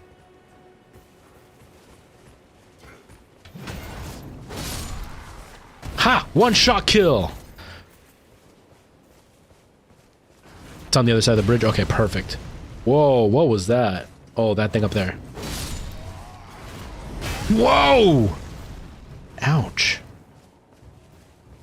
The ragdoll animations are so good in this. Right now that I just got knocked over like that, it just made me think of when you like accidentally hit your hip on something and it really hurts. That's what it looked like. Webby Thugga, thank you so much for that follow. I really appreciate that. Welcome to my little corner of the internet. Anybody who's watching for the first time, if you're kind of wondering what my channel is like, I'm a bit of a scatterbrain when it comes to content. I don't play only one type of game. The one thing that I can say is the one type of game that I don't really play on the channel is like first-person shooters. So you're not really going to find COD here. You're not going to find Rainbow Six or any of that kind of stuff on here. It's very, very rare that I do anything first-person shooter. Any first-person stuff is usually scary. I don't really do shooters. I stream about 3 times a week for the time being. Come mid to end of July, I'm going to be streaming more often. At least that's kind of the timeline I'm looking at. It may change. I'm not 100% sure, but as of right now, it's looking like maybe beginning of August, end of July, I am going to change my schedule completely. I'm probably going to be streaming closer to 4 times a week, maybe 5 times a week. Streams are also going to be a lot longer. My streams right now are not very long. I have a daughter that I pick up from school, and I work night shift, so I get up, I try to stream for a couple of hours, and then I got to pick her up, and then I can't stream in the evening because I'm going to spend time with my daughter. And so as of right now, I stream 3 times a week. I stream Tuesdays, Thursdays, and Fridays. Tuesdays and Fridays are around this time. Thursdays, I stream way later. Like, we're talking about 8 hours from now is where I would be live on Thursday. And I do horror streams on Thursday nights. And so right now we're playing through Dead Space. And then we're playing through Elden Ring. That's kind of the only thing, only because I only stream 3 times a week, so I'm trying to keep a little bit of consistency and not do too many games, because then it's hard to follow what I'm doing. Once I start streaming 4 or 5 times a week, it's going to be a little bit more varied. I probably will do 3 games at once. And most of my streams tend to be a lot of chatting, not so much based on like gameplay skill or competition. It's more about just chatting, hanging out, and the gameplay's kind of in the background. Laugh at me being horrible at the game, basically. If you're on Twitch or YouTube and watching me and found me just randomly, I am on TikTok. So right now I'm live on Twitch, YouTube, and TikTok. So you might see me talking to somebody that's not in chat with you. My biggest platform is TikTok. And obviously if you're on TikTok and you're in the States and everything goes through the way that the government is saying it's going to, make sure you follow me on Twitch and YouTube, because I do post my shorts on YouTube and I'm live on Twitch and YouTube, so you can always follow me there. And yeah, that's kind of my whole channel. My TikTok's all about video gaming stuff. I do like fun facts and point out Easter eggs or anti-piracy, or I do like fun skits based on being a gamer. Whether it's being a streamer and like giving bad advice, or being an annoying viewer that you might deal with as a streamer, or being a kid growing up as a gamer with parents who have zero clue what gaming is. I do stuff like that too. So it's a big variety.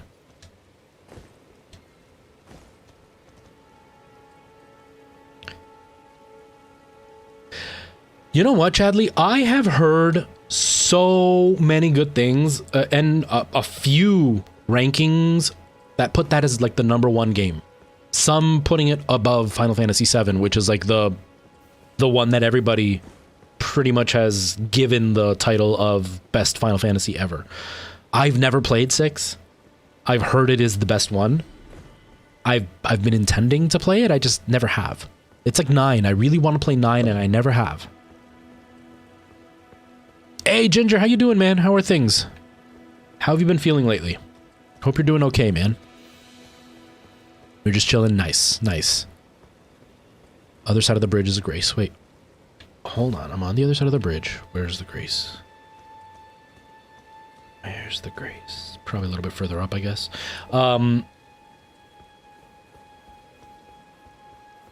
Good, man. Sometimes just like staying busy and keeping your brain busy is what matters. That's kind of where I am right now. I'm just trying to keep as busy as I can so my brain doesn't have a chance to drive me crazy. Oh, I went backwards. Oops. Here's another fun fact about me. I have 0 sense of direction. 0. Like, no sense whatsoever. And believe it or not, I delivered pizzas for a while, and I worked in healthcare out in the community. So think of like delivering pizzas, but instead of delivering pizzas, I was delivering healthcare. Same thing. They would just give me addresses and I would just have to go. The amount of times I knocked on random people's doors and it wasn't the right house. There were twice it happened, actually. This is embarrassing. This happened twice, where the company that I worked for did everything via phone. There it is. Yay. And not like on the phone, like phone calls. I'm talking, or sorry, like the young kids do, not on the phone. They, like, it was an app, right? You would see who your visits were, how long you were there for, what you needed to do for them, and they would put special notes, right? Like they'd be like, oh, client has a dog, ask them to put it away when you get there, or client smokes, call them 20 minutes before you get there so they can make sure they're done smoking when you show up, stuff like that. Some of them would say, just knock and walk in. Twice I went to the wrong place. Like, this was 2 separate times, 2 separate patients. Twice I went to the wrong place that had that as their note, and I knocked on the door and walked in, and these people were not the right people. So just imagine this like random, and at the time I like had the shaved head, the mustache, like I looked very Latino. Just imagine a random Latino guy just walks into your house out of nowhere. It was really embarrassing. One of them you could tell was upset, but they were very gracious about it. Another one was not very gracious about it, and they were very, very angry with me. I was so embarrassed. I was mortified. I was mortified. Oh man, I want to play so much video games, but the money is the problem. Oh my god, the dark. I'm with WeWin. I don't even know what money is anymore. I don't even know what money is anymore. Oh my god, Ginger, it's the worst. It's the worst, especially when I'm doing this and I'm trying to run and I always pull them up and I do that because every other game uses the left joystick as run, but not this one. Oh man. But yeah, it sucks. The dark, I'm in the same spot right now. I'm in the same spot. Like I'm gonna be making really stupid unadult decisions. Because like I mentioned earlier, my grandmother's inheritance is coming through. I'm gonna get a little bit of money. I'm gonna pay back a whole bunch of bills, and then I'm gonna buy the PSVR. 1, because I am immature. 2, because I'm a content creator, and 3, because along with like distracting myself by keeping busy, when I'm feeling very stressed, I like to buy stuff that I can kind of delve into, and it's usually technology. And so like I'll do things like when I first got into VR, it was during a time that was really stressful in life, and so like I spent hours and hours playing VR. So it's gonna kind of be the same thing with the PSVR. I'm gonna like delve into using that thing.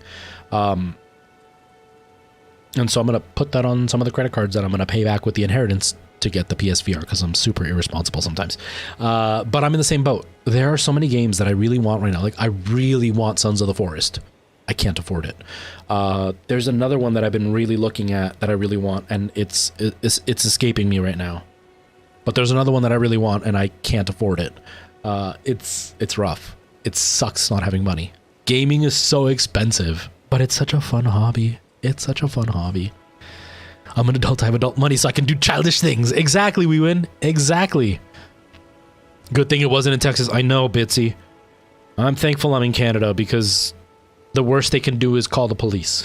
Maybe have a knife, but like, yeah, it was embarrassing. Is somebody there? It was very embarrassing. Lend your ear for a moment, please. My name is Irina. I've escaped from Castle Morn. Oh no, Brendan, that really sucks. I'm sorry to hear that. I can't be sure what it is. My eyesight's been weak since birth, you see. But I swear I heard frightful howling from all over. My good father secreted me out the castle, but decided himself to stay. He says it's his duty. As commander. Did that sentence seem awkward to anybody else? My father secreted me out of the castle? I feel like it should have been secreted me. Because like secreted sounds like a bodily function. Like you secrete pus. Like that's what it sounded like. That sounded gross. Brendan, I have been in your shoes, and it really sucks. I can feel you. Just keep your head up, because it will smoothen out. It has to. The most recent time was when I moved out here. I was commuting to work. It was about an hour's drive to get to work every day. And then my brother started a business, and then he hired me, but he paid monthly, and my old work paid bi-weekly. But to start working for my brother, I needed to fully cut off my other job, because my other job was all day and his job was all night. So there was just no way I could do both. And so like I quit my job. Mind you, at the time my car broke down and everything. So there was like a whole bunch of stuff that happened. And so like I didn't have a car. I had to pay to buy like a cash junker. I switched jobs at the same time, because without a car I couldn't do my original job, and I started working for my brother, and then I got my last paycheck from work, and then it was almost a full month before I got my pay from my brother. That really sucked. It was a whole month of just like there was nothing there. I got in so much debt just trying to keep up with bills because I didn't have an income. And then my first job didn't pay me my final paycheck, which was that was a nightmare on its own.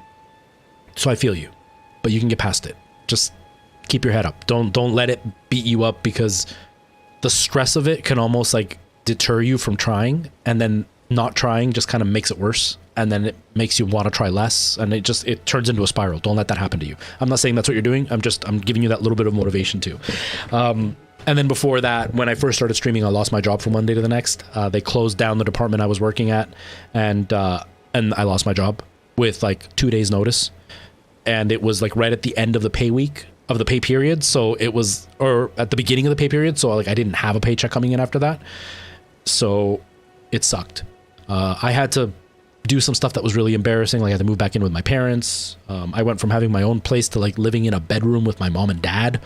It was really embarrassing, but I got through it, and you can too. Keep your head up. All right.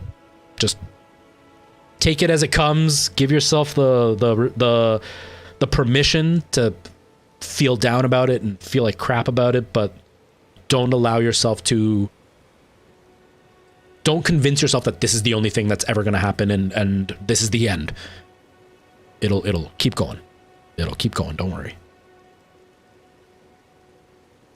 You always make the same joke. She got secreted.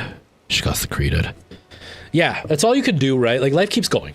Life never stops. No matter how bad it gets, life keeps going. And that's sometimes a bad thing, but it's usually a good thing because it means you will eventually move. That saying that this too will pass is very accurate. When I lost that first job, it sucked. Like it was really bad. I had been single for quite a while at that point. I was, out in the dating world or whatever. And there was a girl that I really liked. And one of the reasons that she didn't want a relationship with me was that she felt that I wasn't mature enough, not like emotionally mature, but like adult wise. Cause I was just starting to live on my own. I had lived on my own before, but then I moved back in with my parents after a really bad breakup. And then I was just starting to live on my own, but I was really immature. I had like no real furniture and I was doing streaming. Like I wasn't really acting like an adult. And so that was one of the reasons she wouldn't date me. And then I lost my job and had to move back in with my parents. That was a real kick in the pants for me. Like that really sucked. And for a while I felt like a failure, I guess would be the word. But I kept pushing forward, and now I'm in a place where I'm going through some stuff right now, but I don't feel devastated about it. I don't feel like this is it, life is over and I've failed. I feel more like, man, this really sucks, but tomorrow's another day. There are other options that I have. But sometimes when you're in that like hard time, it's nice to just hear other people tell you that even if it sucks, it's gonna get better. Just keep that head up. No matter how crappy things get, keep your head up. Oh man. I could never do the army thing. I respect the people that do. I could never do it. Life happens whether you like it or not. Exactly. The dark, exactly. Imagine someone pushing them through this.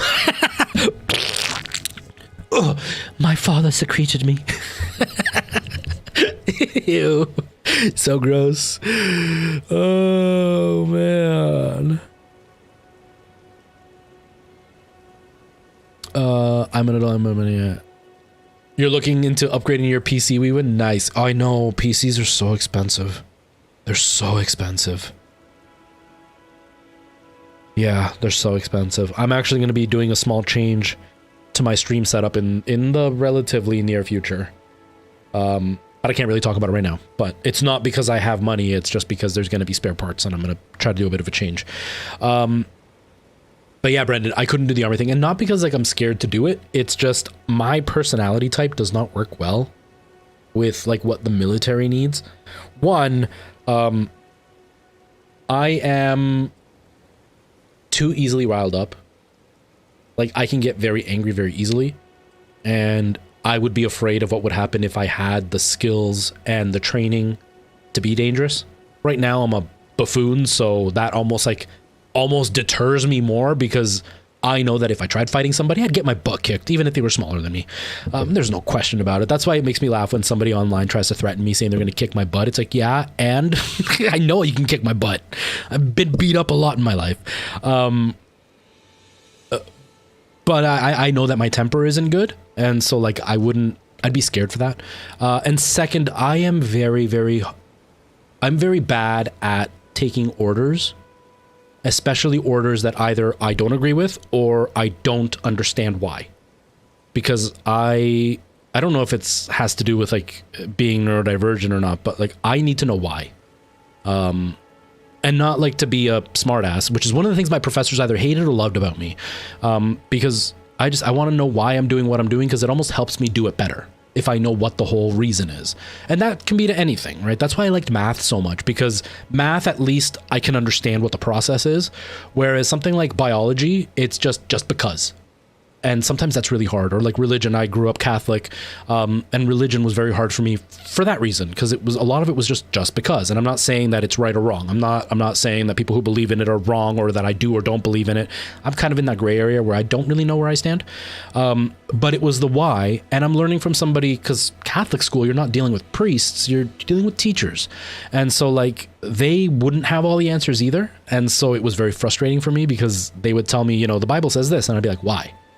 And they didn't really have a justification for it, because they weren't trained in that. They were just a teacher. Not that teachers are lowly, it's just you specialize, right? And so the military is kind of the same thing. They want you to get up and do 200 push-ups, and I'd be like, but why? And it wouldn't do well. And then the more they yell at me, the more I would shut down. And so that's kind of what would end up happening. So I wouldn't be good in the military. I would never work in a place like that. My theater teacher hated me, though. The head professor at my theater school hated me. For that reason, because there would be things that he would tell us we needed to do, but then I would see his preferential treatment of certain students, and I would point it out, not to be like, you're a hypocrite, but to be like, well, why do they get that treatment and we don't? And to me, the logic was like, we're all paying the same amount, treat us all the same. And he hated that I would point that out. Case in point, okay, I'll deliver the letter. Then please. Case in point, he at the end of the year, the whole deal was we were going to come into the classroom. There was about 40 of us that got accepted into the program, and most theater schools accept around the same amount of students, and then they kick out at least half the students, whether it's because your talent isn't there, whether it's because your work ethic isn't there, or because you're just not the right fit to be on stage. Because, you know, it's hard. When it comes to acting, a lot of it is very superficial. You know, people that you know, whether or not you have the money to support it, if you're good looking or not. And not necessarily like only pretty people make it to be famous, but like you have to have something, right? You have to either be really weird looking or really fat or really skinny or really hot. The average Joe has a harder time. I'm very average. I'm not, you know, extraordinarily good looking. I'm not extraordinarily ugly. I'm not, well, I was pretty big for a while, but like I'm not obesely fat. I'm just chubby, but I'm also not like skin and bone skinny. I'm not fit. I was just in the middle. So they would kick guys like me out unless they had some raw talent. Now, mind you, I had a lot of talent in theater school, and at the end of the year, the whole deal was we'd come in and then we'd kick everybody out. Based on how many people stayed, we would have a final production. And if it was a big enough class, they would do 2 productions. So each of us got a chance to be a starring role or whatever, or like at least a role. And then if it was a small enough class, we would do 1 big production, and then we would all either have bit parts or whatever. We had a really big class by the end. I think it was like 32 students by the end. They barely kicked anybody out. And so they gave us the first show we were going to do, and it was like 10 actors. And so we're like, okay, so the next one's going to be a really big production with the other 20 of us. And then we got told about the other production, and those 10 actors also got to do our production. And so they got to do 2 shows for the final year, and we got to do 1. And I pointed that out because I'm paying the same amount as them. The worst part is the ones that were cast in the first production were all the professor's drinking buddies. You know, students that didn't do their homework, students that didn't memorize lines, students that slacked off. They were my friends, but they didn't put in nearly as much work as I did. And not that I deserved it. It's just like they're getting 2 shows for no work, and people like me who put in a lot of work are getting 1 show and have to share our show with the people that already had a show. And so I pointed it out. The professor did not like me for that. He was not happy. He made it very clear how much he disliked me. But it's because for me, it's a why. And so going back to the whole army thing, that's why I wouldn't work in the army, because I am that kind of person that would be like, well, that's not fair. And so he didn't like that. So the military would not like me because I would not be a good candidate.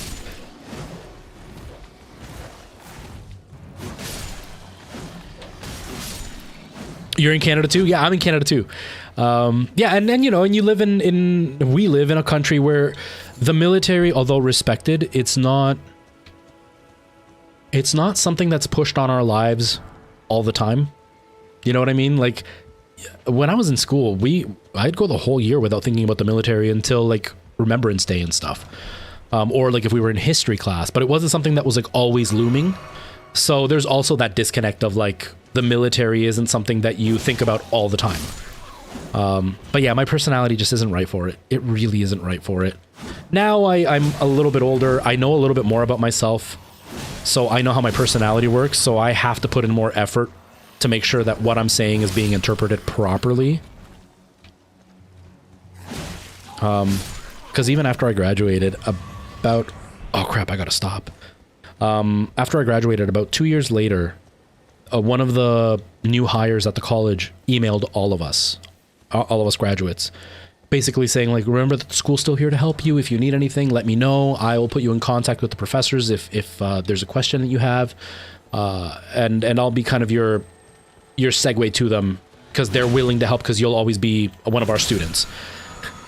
And I responded honestly. I wasn't like trying to be a jerk to her, but I was blunt, which doesn't favor me all the time.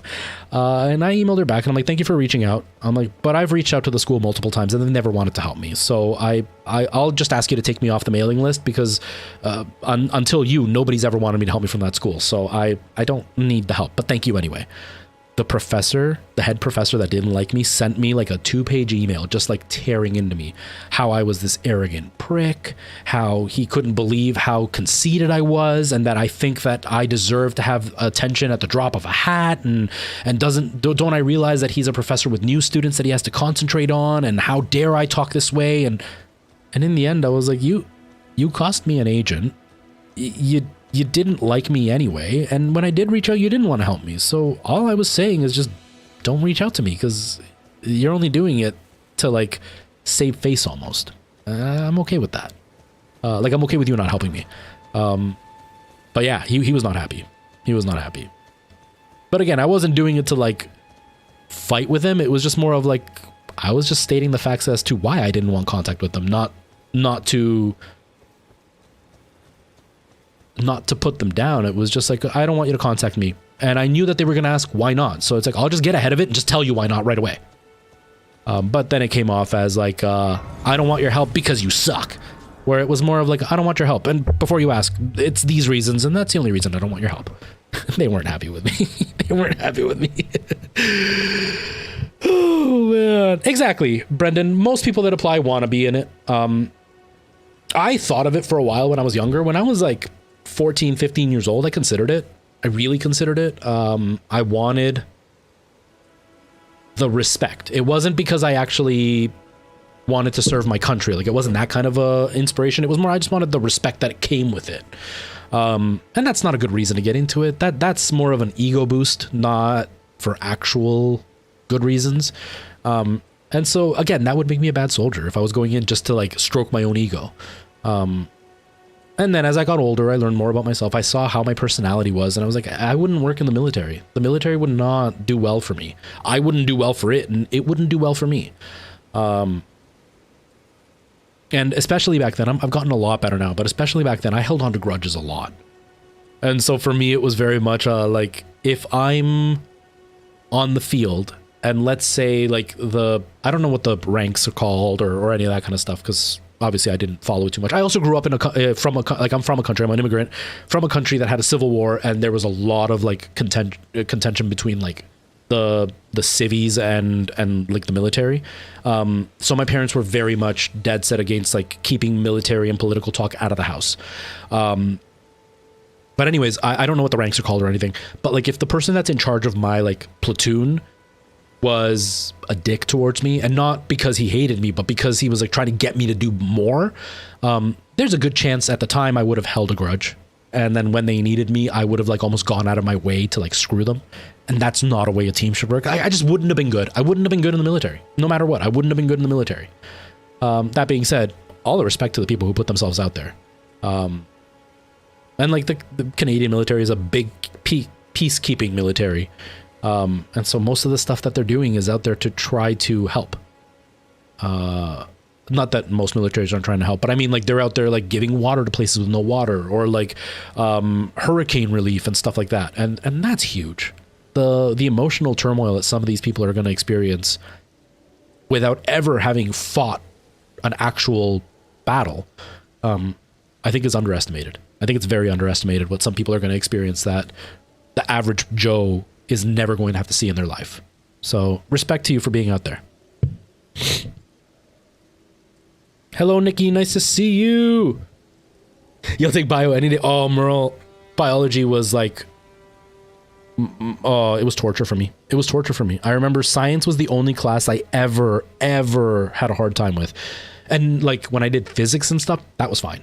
But it was when I was doing biology that I struggled the most. That was the only time I ever almost failed a class. I did fail one class. It was a math class, but it was because, again, going back to the whole personality thing, it was because of the professor or the teacher we had. He was a magician when it came to math. He was a whiz. He was a genius. And I got sick for 2 weeks, so I didn't go to class for the 2 weeks. And when I came back, they had advanced a whole bunch. I was never one to do homework, so I didn't keep up. And when I got there, he was teaching a lesson. It had to do with algebra. I can't remember what it was that we were learning. And I didn't understand what he was doing. I didn't understand the process he was going through. And so I asked him, and I don't know what the question was, but let's say it's like, sir, I don't know how you got like X to equal 45. And his response to me was, okay, so how did we get X? That's what I'm asking you. And then he'd be like, okay, think about it. How did X equal 45? That's where I'm stuck, is I don't know how you got X to equal 45. And then he asked me again, and then me being a snarky teenager, I answered with some attitude and was like, I don't know what you're talking about. And then he got snarky with me, and then I just slammed my book, walked out, and never went back to the class. I failed that class. I chose to fail that class. Or my decision ended up with me failing that class.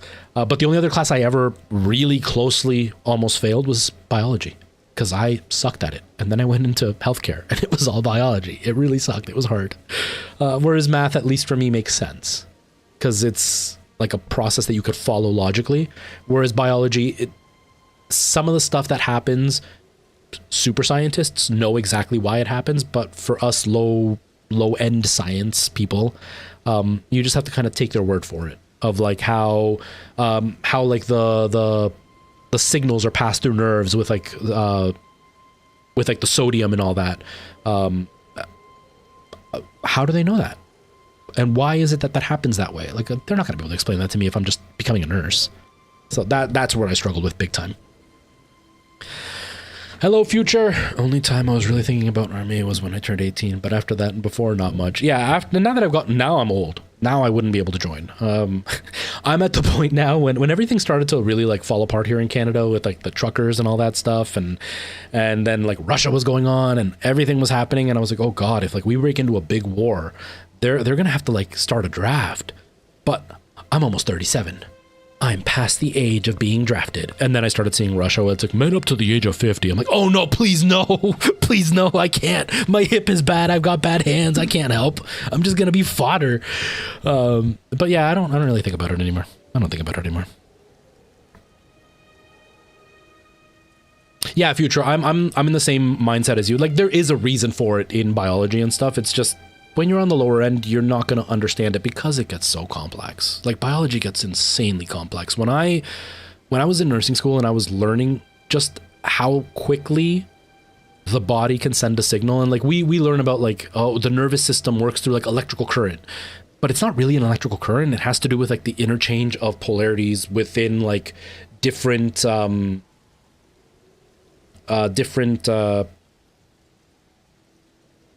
I can't remember what the word is, but like the sodium and stuff that's in your cells, and it has to do with like those interchanging, and that's what's sending the signal. When you actually learn about how much happens, it's mind-blowing how quickly that signal is sent through your body, because it's about certain gates opening and closing, and that opening causes another one to open, and it causes the one before to close, and that's like a chain reaction that goes through. But when you think about how long it takes for your skin to touch something and the signal to reach your brain, it is astonishing that all of that is happening in a very, very short amount of time. But they're not going to teach a high schooler that because it's too in-depth for general knowledge. But biology is extraordinary. That's the only reason that I did okay in nursing school, was because I found it interesting to realize how much was happening in such a small amount of time. Even like blood sugar, something really simple. Like I don't know if everybody else sees it this way. I gotta go in just a second. I don't know if everybody else sees it this way, but like when I think about the way my body works, I think in terms of like the digestive system, because I'm gonna get a little gross. I don't get grossed out easily, so I'm sorry if you do. But I think of it in the way like the digestive system works. You eat 3 times a day. So I think of our bodies reacting in like, I don't know, a third or a quarter of the day in length. So like if I eat now, in a few hours, I'm gonna pee. And then like maybe tomorrow I'm gonna poop out everything I ate today type of thing. But with your blood sugar, I have issues with my blood sugar. If I have low blood sugar, I can literally drink a cup of apple juice and within 5 minutes, I'm perfectly fine again.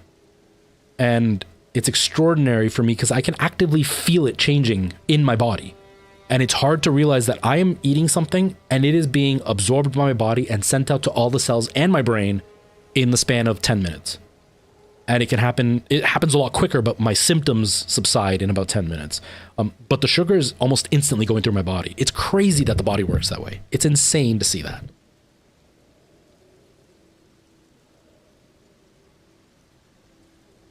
Circular economy. Oh my God. You visualize your body as a car. Vroom, vroom. Yeah. And the thing is that our bodies, they are like cars, but they're so resilient. And at the same time, they are so delicate. Like you throw one thing off and your body falls apart. This is what makes me laugh about these people that talk about toxins and like, you know, you got to drink this thing once a week to clear your body of toxins. That's what your liver does. Your liver is literally to clear your body of toxins. Your kidneys empty out the toxins. But your liver is the main thing that absorbs and like gets rid of toxins and does a whole bunch of stuff. And then like these people that talk about like pH levels, like you got to make sure your body's at a certain pH. Your whole body's being is to maintain proper levels of everything. Your blood sugar, your blood pressure, your pH levels, because your pH level will affect how your body works. That is actually how breathing works. We think of like taking in oxygen, but the way our body works, and if I remember, it's been a couple of years now, but if I remember correctly, it's our kidneys that actually control our breathing, because our body is taking in oxygen and expelling carbon dioxide. Yes, carbon dioxide. But our body is regulating how much carbon dioxide we're expelling. That's how we know how we're breathing, is by the buildup of carbon dioxide in our body. And the kidneys can regulate what our pH level is. And based on that, we're going to pee more, we're going to pee less, we're going to breathe harder or faster or slower, to get rid of the carbon dioxide. It's not to get more oxygen, it's to reduce the carbon dioxide.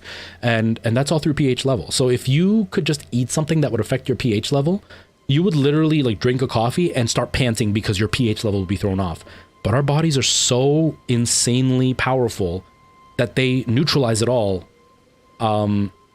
within itself. So these like kooks that talk about like pH levels and you got to make sure you have no toxins, our bodies, that's what they do. Now, there are certain things like you don't want to have too many fats, you don't want to have too many sugars, all that kind of stuff, because you can overload your system.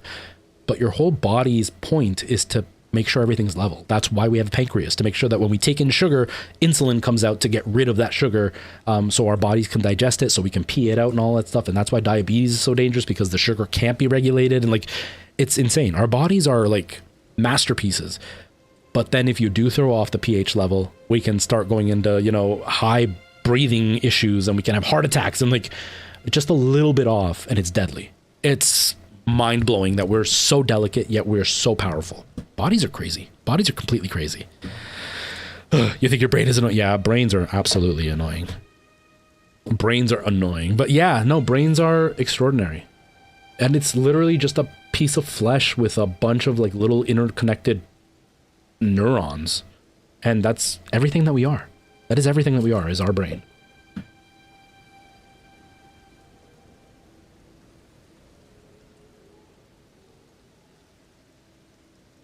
Yeah, and there's definitely things that mess with our chemistry. There are ways that foods are processed that affect us in overall terms. You know what I mean? Like the way the food is processed, like McDonald's, is really, really processed. And so that's affecting things like the hormones in kids. If you look at kids now, you can get like 11 and 12-year-olds with like full-size breasts, but that's not That's not human evolution. It's the fact that there are hormones in food that can affect the way that people are growing, and we don't really know the long-term effects because industrialized food creation's only been around for a short amount of time. So we don't really know the long-term effects overall as a species. So there are things that affect us. Even something simple as our water. We can get very, very clean water, but they put minerals in it because our bodies aren't getting the minerals that we need that we would normally get from other places. So we have to get it within the water. And so there are things that we do have to regulate with how we eat and the way we take things in, but it's not as simple as like drink some apple cider and your body's cleansed. It's not like that either. It's a fine balance. It's a really fine balance. My gripe with like these people that talk about toxins isn't that there isn't a healthy way to eat and like there aren't bad things in food. It's more of they use this as a scam to get people's money. It's never just like here's a lesson on how you should eat better. It's always like for a better lesson, pay me. And then their lessons are all based on like pseudoscience that isn't really well studied. They take like one paper, or they just kind of get a topical understanding of how the body works, and then they use that to create their own theories, and it's so frustrating to watch. But our bodies are insane. Our bodies are completely insane with what they can and cannot do. It's crazy. Okay, I gotta get going. I gotta go pick up Nora. I'm actually like 5 minutes late, so I'm gonna go pick her up now. Thank you so much for all being here. I really appreciate all the love and the support. Thank you for hanging out. I will see you guys on Thursday. I'm not gonna promise I'll be live tomorrow because I almost never have energy on Wednesday, trying to make up for a slow week of like rest, I mean. But I will see you guys on Thursday. Have yourselves a good day. Thank you so much for being here. Sorry it's so quick. I gotta go get Nora. I'm already late. All right, see you later, everybody. Bye-bye, TikTok. And bye-bye, Twitch and YouTube.